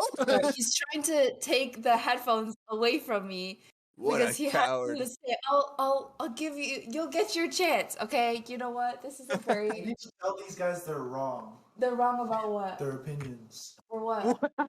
Oh, that's true. He's got to give us all the reasons why this is album of the year. It's not really Canadian like. Oh my god. What are your opinions on the album? I thought the Silver Scream one was better. I The- agree, oh, but the I so- enjoyed this more. But I enjoyed this more than Justin, at least. Yes. You don't have to crap on their opinions on the album. They say Yeah, He they're does very it anyway. Nice, you know. I mean, they yeah, say he's very gonna do nice. it. no, no, you have to be super nice. But yeah, those are my opinions. Anything else? I can hand the spotlight back to Jacob. Yeah, of course. I think you Thank you. added on quite nicely to this album, so... Oh, We thank you. appreciate you. Thank you. I was very nervous to do this. I wasn't sure because Now, It was yeah, her idea. Jacob definitely introduced me to to this type of music. I'm very opposite in music tastes, but with this album, when it came out, we spent a good 2 hours, an hour and a half listening to it, and I was very devoted to it for probably Yeah, like the yeah, first that's 2 the word. weeks. And glad you guys enjoyed the album somewhat. I listened to a bit of Silver Scream, and I can say maybe how they like some of the songs in there are slightly better, but because this is my first Ice Nine Kills album that I fully finished, it has a special place in my heart. that's fair. All right, I'm gonna I'll hand it back to you. Okay, No, he's getting forceful. I thought he was a Canadian. Canadians aren't supposed to be Okay, forceful. so thank you guys for having me. I hope you guys enjoy the rest of your podcast. I am very what is that? I pay huge respects to the amount of dedication you guys put into this, and you guys are doing a great job. Thank you. Awesome. We Aw. appreciate Alrighty that. Thank then. you. You go. She could have just said we're She made idiots, me and that also blush. would have fit. I blushed. That was All so right, nice. Jacob. All right, now I'm here. It's your turn. It's my I turn. value her input more than yours. Just for the record.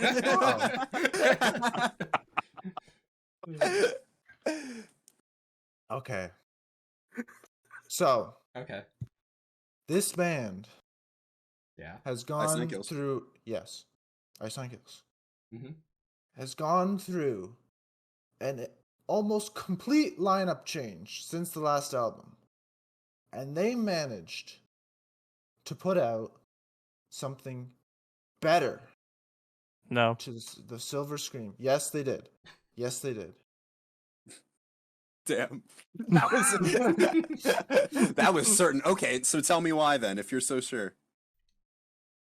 So, on Silver Scream, there are definitely some misses. This album has no misses. Ooh, I disagree. that is What? a take. Okay, you will disagree with me. you tell me misses, but you don't say Okay, what the misses There- are. The misses, okay, the misses definitely, what is that? Freak Flag. Fucking hate that song. That's the worst song this band has ever put out. That's like not even a bottom 3 song on that album. What the hell you on about? Go on. But yeah, like every detail from track name to sound effects to like the I don't even know what it was called, the Flight of the Bumblebees thing in Farewell to Flesh. I didn't even know that was what was that thing was called. Anyways, all these little details, like Derek said, it's not for everyone. He doesn't like the gimmick, and Yeah. I'm not really a horror fan too, but I think it's perfect for like horror fans who like are usually like super dedicated to their what's the word, to horror basically. And I think Ice Nine Kills nails it. So like even like A Rash Decision, it's about a flesh-eating virus that's a rash. That's a funny title name. It's so clever. And What do you have to say on The Box and Fly? Because I feel like those are the 2 songs they haven't really mentioned at all yet.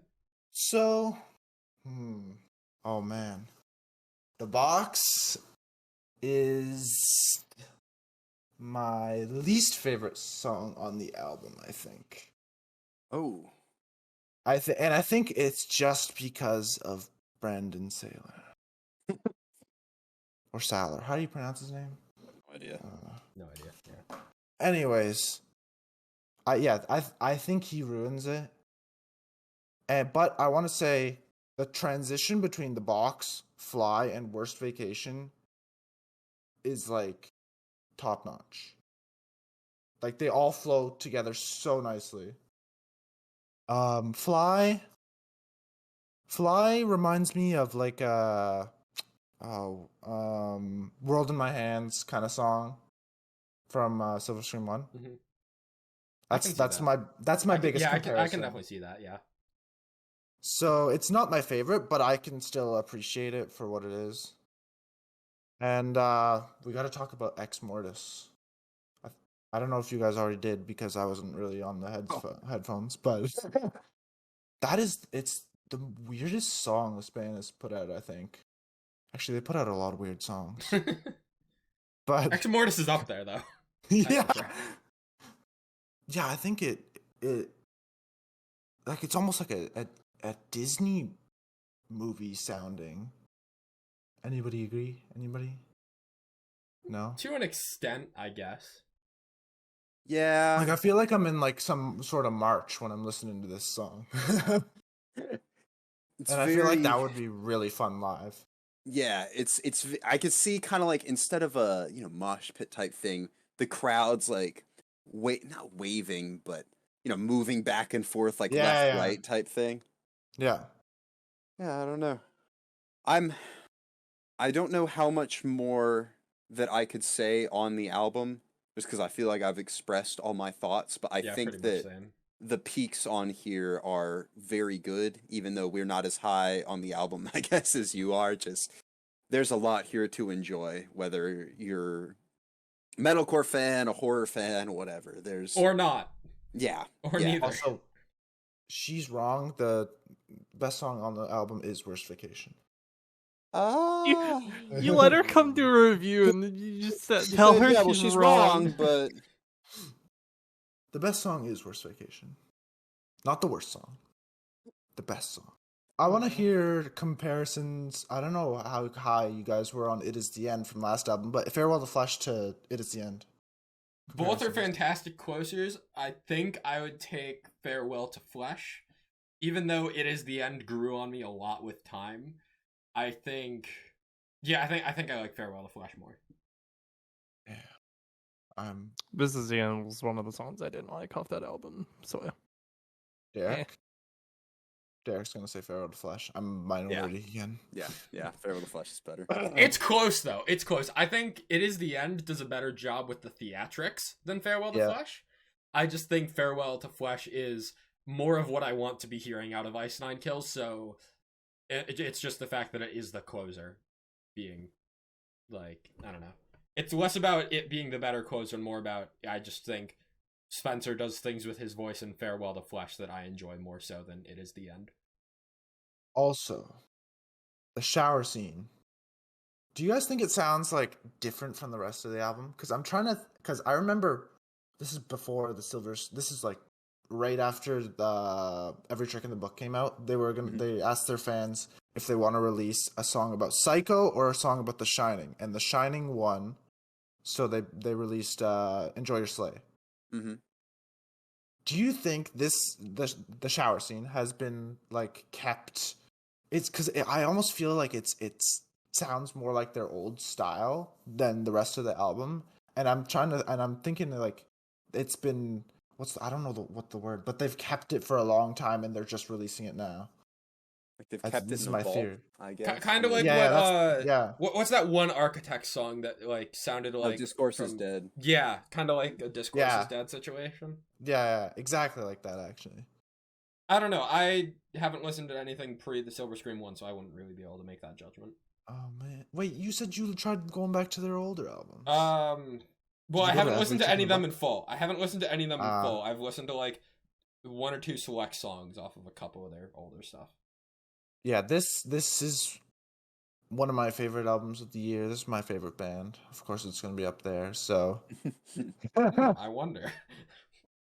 Yeah, that's. Wait, did you talk about funeral arrangements? We got to talk about the music video. We have not talked about the music video for that song yet, so we got to talk about the music, because the driver of the truck in the music video is literally the guy who played Gage in the original movie. And I think that little like tie-in is it's like Sam Kubrick on Enjoy Your Slay. These little hints at like I don't know the word. Like callbacks, I guess. Yeah, references. not really callbacks, but like I know what you mean. Yeah. like it's so detailed. Basically, is what I'm saying. There's a lot of nuance to it. Yeah. Yeah. I think that's something that, I mean, again, even if I don't appreciate the horror references, the nuance to it is something I can appreciate, that they put in the time and effort to make those work. All right, we can move on now. I've said my piece. This is a good album, and you, Justin and Jake, are wrong, and Derek is only. I've been wrong before. I'm used to it. I've been wrong before. I'll be wrong again. You're I've been wrong before. I'll be wrong again. Can you at least accept my progression of going from this album is like significantly worse to like I think this album is pretty good, just has a couple of weak songs? Will you accept that progression at least? If you're talking about the Silver Scream one, yeah. No, I'm talking about this one. Anyway, I think that's we have spent more than enough time on this album. Yeah. Let's kind of fly through these next couple ones so we can start wrapping up this episode. Defenses have dropped their brand new album, In the Balance.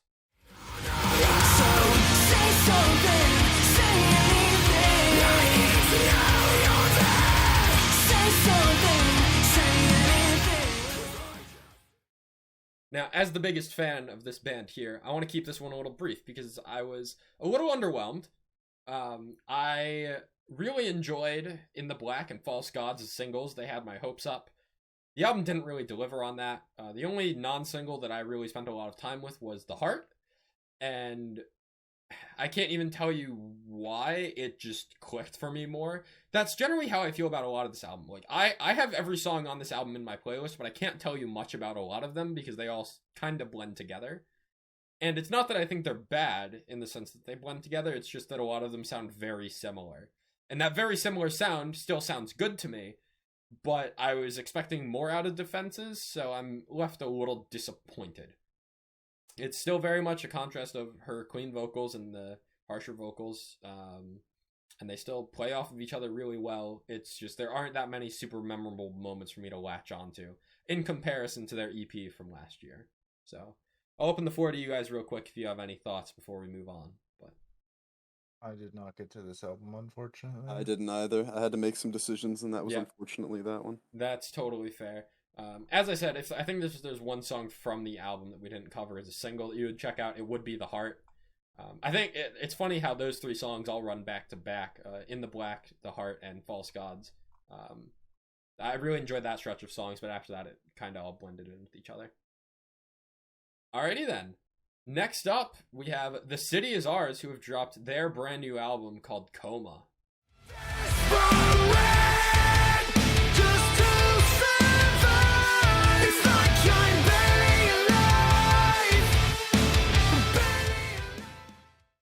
Now, Derek, did you get to this one? I did get to this one. I want to hear your thoughts on this one. I did I'm not curious. get to this one. I'm not impressed. And I want to be, but I'm not. And I think that it's because the band hints at greatness. Especially, I think, on something like Does It Keep You Up? Where it presents... I'm always a fan of electronic influences in metalcore, right? I like it. I can at least appreciate it. And I feel like they've got it, interlaced throughout various songs in the album, but never enough to make it something definitive. And nothing on here is bad. I think everything here is good. It's just that outside of one track, I don't think anything is excellent. That one track being Barely Alive. Yeah, that song is a banger. Yeah, that it's got song goes. So much in terms of instrumentation. I quickly want to tag on something I noticed about that song is that it feels very similar in structure to The Color Black by Dayseeker. I don't know if you picked up on that, but the way the song opens with like I'm barely breathing, and then it slowly builds up into like on Barely Alive, and then streams Barely Alive into a drop. Very similar to like Become the Color Black into a drop in the Dayseeker song. So It's that's all. You can continue. I was just gonna say, I can't remember what we were talking about earlier. Anyway, what I was gonna say is that there's good aspects here. I think the instrumentation is great. There's good breakdowns to be found all throughout the album. I think what it might be for me is that I'm not a huge fan of the clean vocal delivery.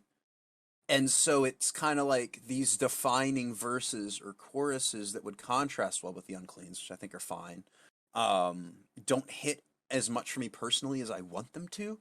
So I'm left with a good metalcore album, but I've heard good metalcore albums more times than I can count. You know, like I want something here. I mean, I do have Barely Alive, but I want the album as a whole to give me something unique and hook me in. And I don't think that I got anything here that I couldn't get from another band. So if that's the case, I want what they're doing to be at least a extremely good version. Kind of like how we were talking about with Wage War, how they're doing generic metalcore for the most part, but they do it really, really well. Whereas with this, it's not that it's generic metalcore, but it's very textbook, kind of formulaic at times, and it's done great, but it's not done excellently. So I'm just kind of left there like, I don't regret listening to it. I'm glad I did because I came out with one song that I really like, and it's fine. It's just the pieces are there, and I want more. Yeah. Now, I'm going to say that and think that I think a lot of the metalcore songs on here are really good. I think, in general, we were feeling very hit or miss on the single, so I was expecting to feel very hit or miss on the rest of the album. I think outside of Violent and Dangerous, the other 4 songs are the weakest songs on this album, or the other 4 singles. I think Does It Keep You Up is like the 3rd best song on here. Super unique, fantastic opener. Body Count, Only Human, and Barely Alive are all really fantastic, like deep cuts, I guess you would call them, from the album.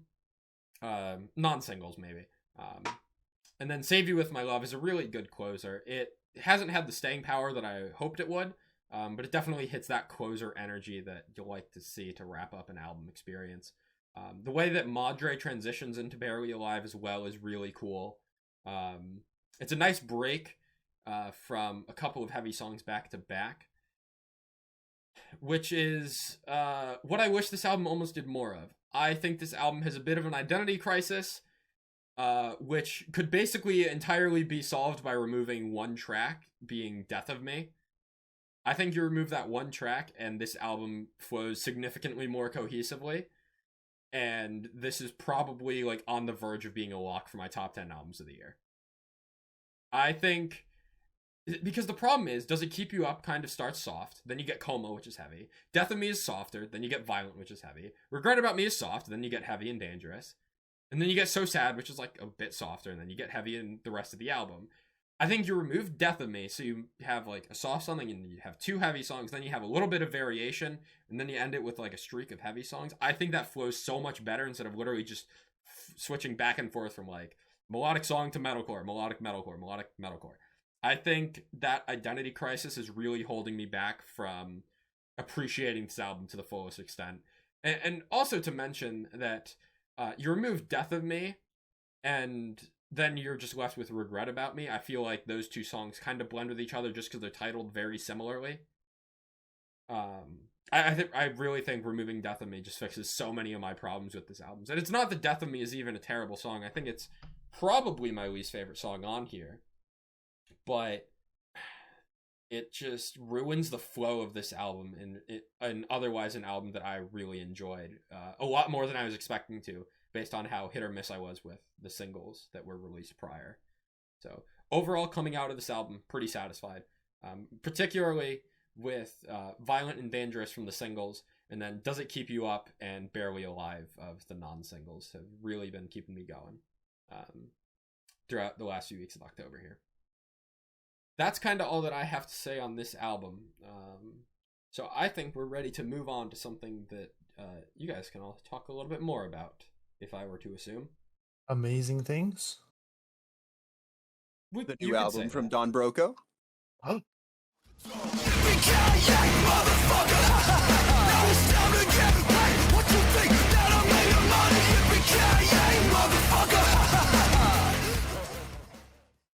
Wow. Oh, are you not leading off with the name of the album? Was that supposed to be a pun into transition? I thought we were doing it backwards. Like you say the title of the album, and then I'll say the artist. Well, that's I how thought we were did doing it a anyway. thing there. That's how we It's did fine. it. Anyway. It's fine. It worked out. I think It you worked just out. overthought it. Yeah. I have a lot of nothing to say about this album because I think that I could sit here and overanalyze things. When I think I could just sum it up as the peaks are better than technology. As an overall Yes. album, I'm kind of disappointed. I agree. I don't know. I don't know if I'm overall disappointed, but I think the peaks for sure are better. I mean, you get things like One True Prince, right? I think the singles are the best songs off this album. Wait, there's one song. I that don't like is- Bruce Willis. God. That's funny. Yippee-ki-yay, motherfucker. Yeah, it's just kind of there. Oh, it's so good. Yeah, It's so good. That is My- my most played song off this album, I think. Oh, damn. Yeah, I think my favorites that are non-singles are Anaheim and How Are You Done With Existing. I also don't like Uber. Not a fan of Endorphins either. I don't like... well, I guess I shouldn't say that because I do like Off the 2015, but Off of Technology and this album, when Rob gets into his higher range, I'm not as into it as I am. Like in when Bruce he's- Willis, so he goes, yeah. Well, not even that. I mean, like, the chorus of Endorphins. Let me listen. Like, Oh, he's- yeah. he just, yeah. I'm just not, because they've already got someone yeah, who I sings agree, higher I than his agree. normal singing voice. As opposed to, like, One True Prince, where he's not doing that, and he sounds fantastic. You know, I guess, I think my thing is that Don Broco, for me, has, like, 5 or 6 fantastic songs on every album, except for Automatic, which I think is almost flawless. And then the rest of the songs are kind of like, they're quirky, they're odd, a little bit of throwaway. And I think that same thing happened here, but the songs that are throwaways for me are less quirky for the most part, like Bad For Your Health, Revenge Body. The ones that won't get played live. Right. And even like the ones that, like Uber, Bruce Willis, I'm not... Uber's not that quirky, I don't think. Well, no, but I just mean like, I guess for songs that I don't like that aren't kind of more traditional or non-boring. Ironically, I think Anaheim and How Are You Done With Existing are the 2 most boring non-singles, and they're the ones that I liked the most, just because they're a very like Deftonesy, 90s grunge vibe type thing. I don't know. There are aspects of every song that I enjoy. There are only a couple that the package as a whole comes together for me, and unfortunately, they are mostly the songs that I'd already heard, so I'm left out of this album like, yeah, Don Broco is really talented, this album just overall isn't for me. Which is not how I was expecting to feel based on the singles, but it is what it is. All I can say is yippee-ki-yay, motherfucker. What song is that? I almost feel like... Bruce Willis. It's Bruce Willis. Okay. Because I only checked out one of the non-singles. Yeah, it's literally a bunch of Bruce Willis references. Nice. It's so funny and good. Yeah, funny but not good. Yes, it's good. The singles were like the only thing that I enjoyed, and maybe Anaheim, but even then, like, honestly, I much prefer Technology. I need more time. I think it's very hard to digest this band because it's so weird and out there. So I almost like it more as release one song at a time. Like every song is a single almost. Yeah, that's kind of the problem with Don Broco. You can't really like listen to an album and expect like cohesion. You have to like listen to each thing individually and treat it as its own thing, and it's kind of unfortunate. But what are you gonna do? Any last thoughts here? Gaze into the horizons. That's about what I was gonna go into. Yeah, it's definitely worth the listen. It's just well, no, I know. I said it wasn't for me. I think it's worth the listen. Nope. What? What'd I do? What'd I do? Did I fuck up? Whoosh. Shit! It was the next album.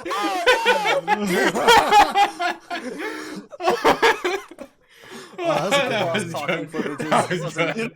You know what? Just say what you're gonna say. No, we want to hear what you have to say. We want to hear what you have to say. I haven't even clicked next on the slideshow. Okay, perfect. In the stream. So I think that this album is interesting enough that it's worth the listen. It's just based on our opinions as well as what I've been seeing online. It's either gonna click with you or it's not, and it's worth seeing if it will or not, just for the songs that I think are more accessible. Anyway, Sorry, I fucked up. I thought that was like a lyric from one of the songs I hadn't paid attention to, and we were just like riding off into the sunset type thing. I fucked up the STARSET transition. I'm sorry. Oh, well, you just said it, so now you have to do it. Shit! No! I need to lose talking privileges. It needs to be done. Your turn. Go ahead. STARSET have released their new album, Horizons. So open up and say,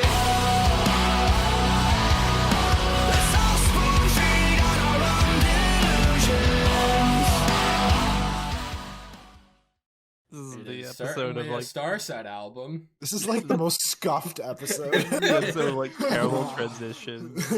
I think this is a new most scuffed episode behind like either June of last year or like I remember August of last year being kind of scuffed too.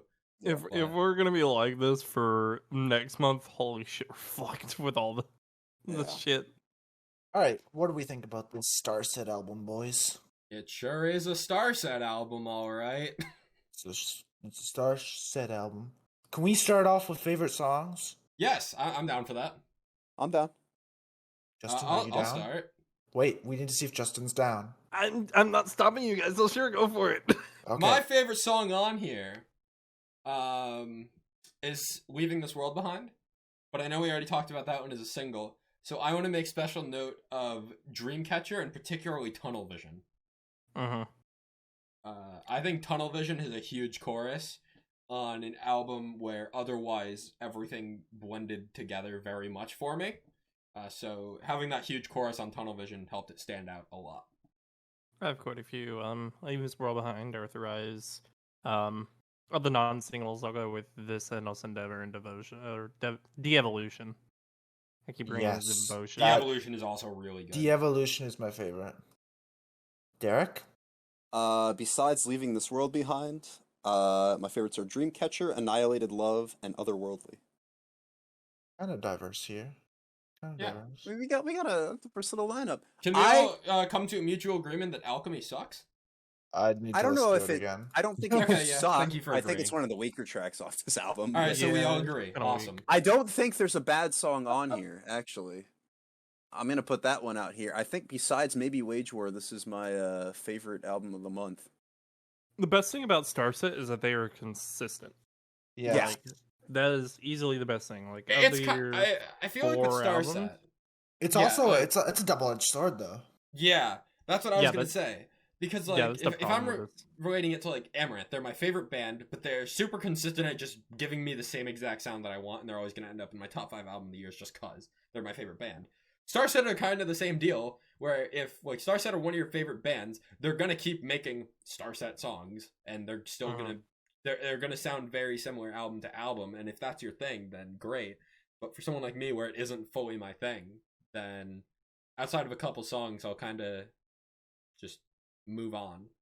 Well, see, here's the problem. If you go back to their old discography with like Vessels and Transmissions, like there was a lot more variety in those songs, and I feel like in these songs here, there isn't a lot to differentiate. Would you say they're them. devolving? Thank you. Someone was gonna say it.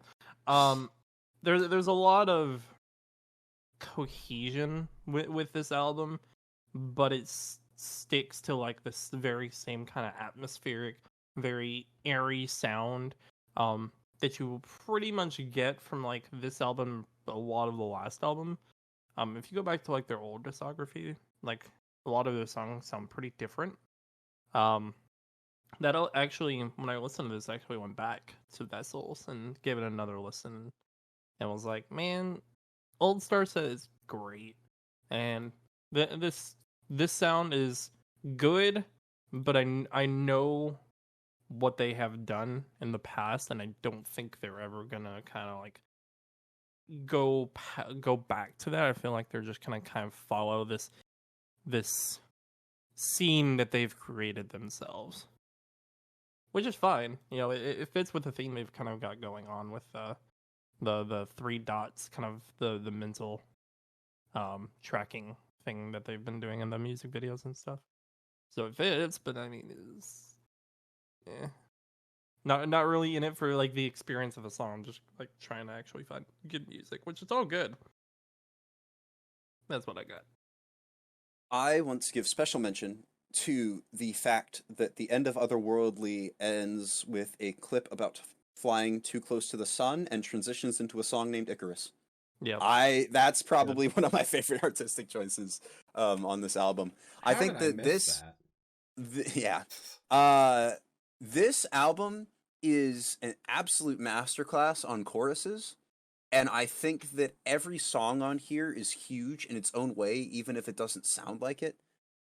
I think that STARSET is their own undoing, because they've got big concepts for every album, and they manage to make things happen on the album in such a way that ties them all together, and they do so through all this atmosphere stuff, and it makes for an incredible album listen.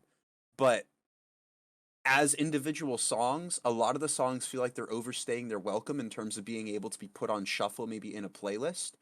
And that means that every time you want to appreciate the songs on this album, like the ones that aren't as, single friendly, you have to go and listen to the album as a whole, which is over an hour of your time that you need to devote to it. That was one complaint I wanted to say is the time. Yeah. This album is long. Very long. I know we mentioned like Alchemy, whatever, like as being the weak. I don't even think that if you take the weaker tracks off this album, it doesn't help the album at all other than making it more digestible. I think that they've got such a great grasp on what they want to do that if they put a song on here, whether we like it or not, it needs to be on here. It's just that those decisions are making the album less replayable in terms of devoting the time to do it. So I think that it doesn't do itself an objective disservice, but in terms of like me wanting to sit down and listen to this album for an hour and 9 minutes, or I think that's how long it is, wanting to sit down and do that in terms of like preparing for end of year stuff, the replayability or lack thereof on it alone, even though I think the music is great, might keep it out of where I hold it in regard comparable to other albums, just because it's harder to spend more time with it, STARSET will always be one of those bands where it's like, I go into a STARSET album expecting an experience like no other band, and I'm going to have that experience once and probably never again, even if it's like incredible, just because it is such a commitment. Yeah. But great album, great vocals, great instrumentals, something you definitely need to devote time to, and if you don't have the time, then I think you're better off maybe not going through it, just on the grounds that it, like Jake said, it's an experience. I believe that takes us to our final album of the month. Bad Wolves have dropped a brand new album called Dear Monsters.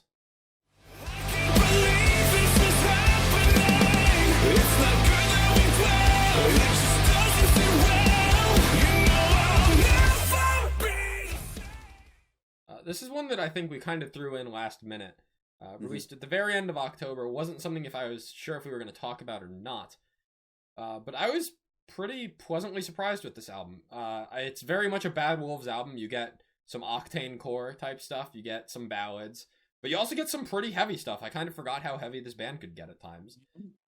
Especially on songs like House of Cards and Classical. Both of which are some of my favorites on here. House of Cards being my favorite song on the album. I never really had any grand expectations for Bad Wolves album. They're one of those bands where I almost listen to them more as like a collection of singles, and that's like I'll add my favorite songs from the album into my playlist. I'll enjoy those songs, but like as an overall experience, I'm sure that there is like a deeper meaning behind everything, but it's not really something that I was able to pick onto on the last album, nor this one. So I'm kind of just in it for those couple of songs that I know I'm gonna enjoy, and I got those couple of songs, and I'm satisfied with that. What were those songs out of curiosity? I want to see if they line up with mine. House of Cards, Classical, If Tomorrow Never Comes, Never Be the Same, and Kind of Lifeline. Okay. I want to call out Comatose. That's another one in my playlist. I just haven't spent enough time with it. Fucking hate when he says IDK LOL. Yeah, no, that shit was so Yeah. fucking dumb. It was awful. I never want to hear that again. I'm not gonna lie, guys. I sat through the first 4 songs and I was like, damn, this album was kind of an experience for me, because a lot of, in terms of like Never Be the Same, especially, which I think is my favorite song off here, it's very similar to like bands like Hinder and I guess kind of Nickelback and whatever that Nickelback knockoff is, Theory of a Dead Man. From like the early mid 2000s that I would listen to with my uncle when I went to visit him when I was really little. And it was like sending me back. Like I felt like I'd been put in a time capsule and sent back to my early childhood. And I was really vibing. I was like, damn, this could be like a top 10 album for me just on the experience alone. And then Comatose hit and he spelled out like IDKLOL, and I was like, wow, never mind. My immersion has been ruined. My disappointment is immeasurable. Like I don't know. I think that Gone also too is just kind of there. My favorite's probably On the Case, If Tomorrow Never Comes, and Springfield Summer, as well as Never Be the Same. I think that this is their best effort overall as an album, like by far. I would probably agree. I think it's been a while since I visited that debut album. Yeah. But I think that it's interesting because I think that Tommy Vexed as a vocalist, I enjoy. Sorry, where is he from again? What band was he from? Who, the new vocalist? The new one, yeah. The Acacia Strain. Oh yeah. He's a guitarist, yeah. I think I like Tommy Vexed overall as a vocalist, but I think that DL, the new vocalist, actually meshes better with the band. Like I don't know if he's playing guitar as well, because he was the guitarist from the Acacia Strain, but like if he's playing guitar, the instrumentation on here feels like it's turned up a notch. The hooks feel better. I mean, I think that change, for better or for worse, in terms of overall band relations and popularity, I think that they're going to do better with him as a vocalist because they have what appears to be better chemistry, and I feel like he's breathed a new life into this band almost, and I think it's interesting you say that, because I almost felt like the two vocalists are a little interchangeable. Where yeah, I definitely noticed that like there's a new vocalist, but a lot of it sounds pretty similar to the past albums. Yeah, they don't sound sonically terribly different to me. Honestly, if you didn't tell me, I wouldn't know. I would not know. It's for me, it's a very similar to the Attack situation, where it's like the new guy kind of sounds like Caleb Shomo in like old Caleb Shomo if you listen for it, and I feel the same here. Like they've got some of the same inflections, but yeah, I don't know. Overall, I again dropping the token phrase. I was very pleasantly surprised by this, because the previous Bad Wolves albums I got like one song off of, and that was it. Whereas with this, the songs that I didn't save, half of the ones I didn't save, I enjoyed. And I actually got 4 songs that I've revisited pretty regularly out of this. So I'm very happy with this, and I'm excited to see where Bad Wolves goes with their new vocalist in the future. Hopefully, I don't know how much the numbers are reflective of that on Spotify, but I'm hoping that this doesn't do like much worse than their previous albums, if that makes sense. Like I hope there's no fall off, so that they see, hey, this was the right choice, we can continue forward, because I think they've got something good going here. Yeah, I don't have too much more to add either, so I think that wraps up our October recap. I do want to quickly throw out there that Black Veil Brides released a new album, but we're not talking about that one because we have better things to do with our time. Yep. So thank you for listening. This episode was absurdly long, but thank you for listening as per usual. If you want to keep up to date, you can follow on social media at Hivemind Radio _ on Instagram and Twitter. Subscribe to our YouTube channel. Follow us on Spotify at Hivemind Radio Recap, I believe. You can find us there. And that's about all for this episode. Be sure to check out our After Hours episode that we did with Paul Bartolome. Otherwise, I think we're done here. unless you guys have any last comments. I think No. that about wraps it up. No, Yeah, we're good. Good month of music for albums and EPs. Not too many singles, but And with October done, I feel like that's we've kind of crossed the hurdle of like the absurd releases at this point. I think things are quieting down for the next couple of months. I Yep, don't know which- about which that. will Well, be there's good there's enough. some, there's a No. couple good things coming in. There's November, some December, good but- stuff in November, but I feel like in terms of like quantity wise, Yeah. we've crossed a bit of a hurdle.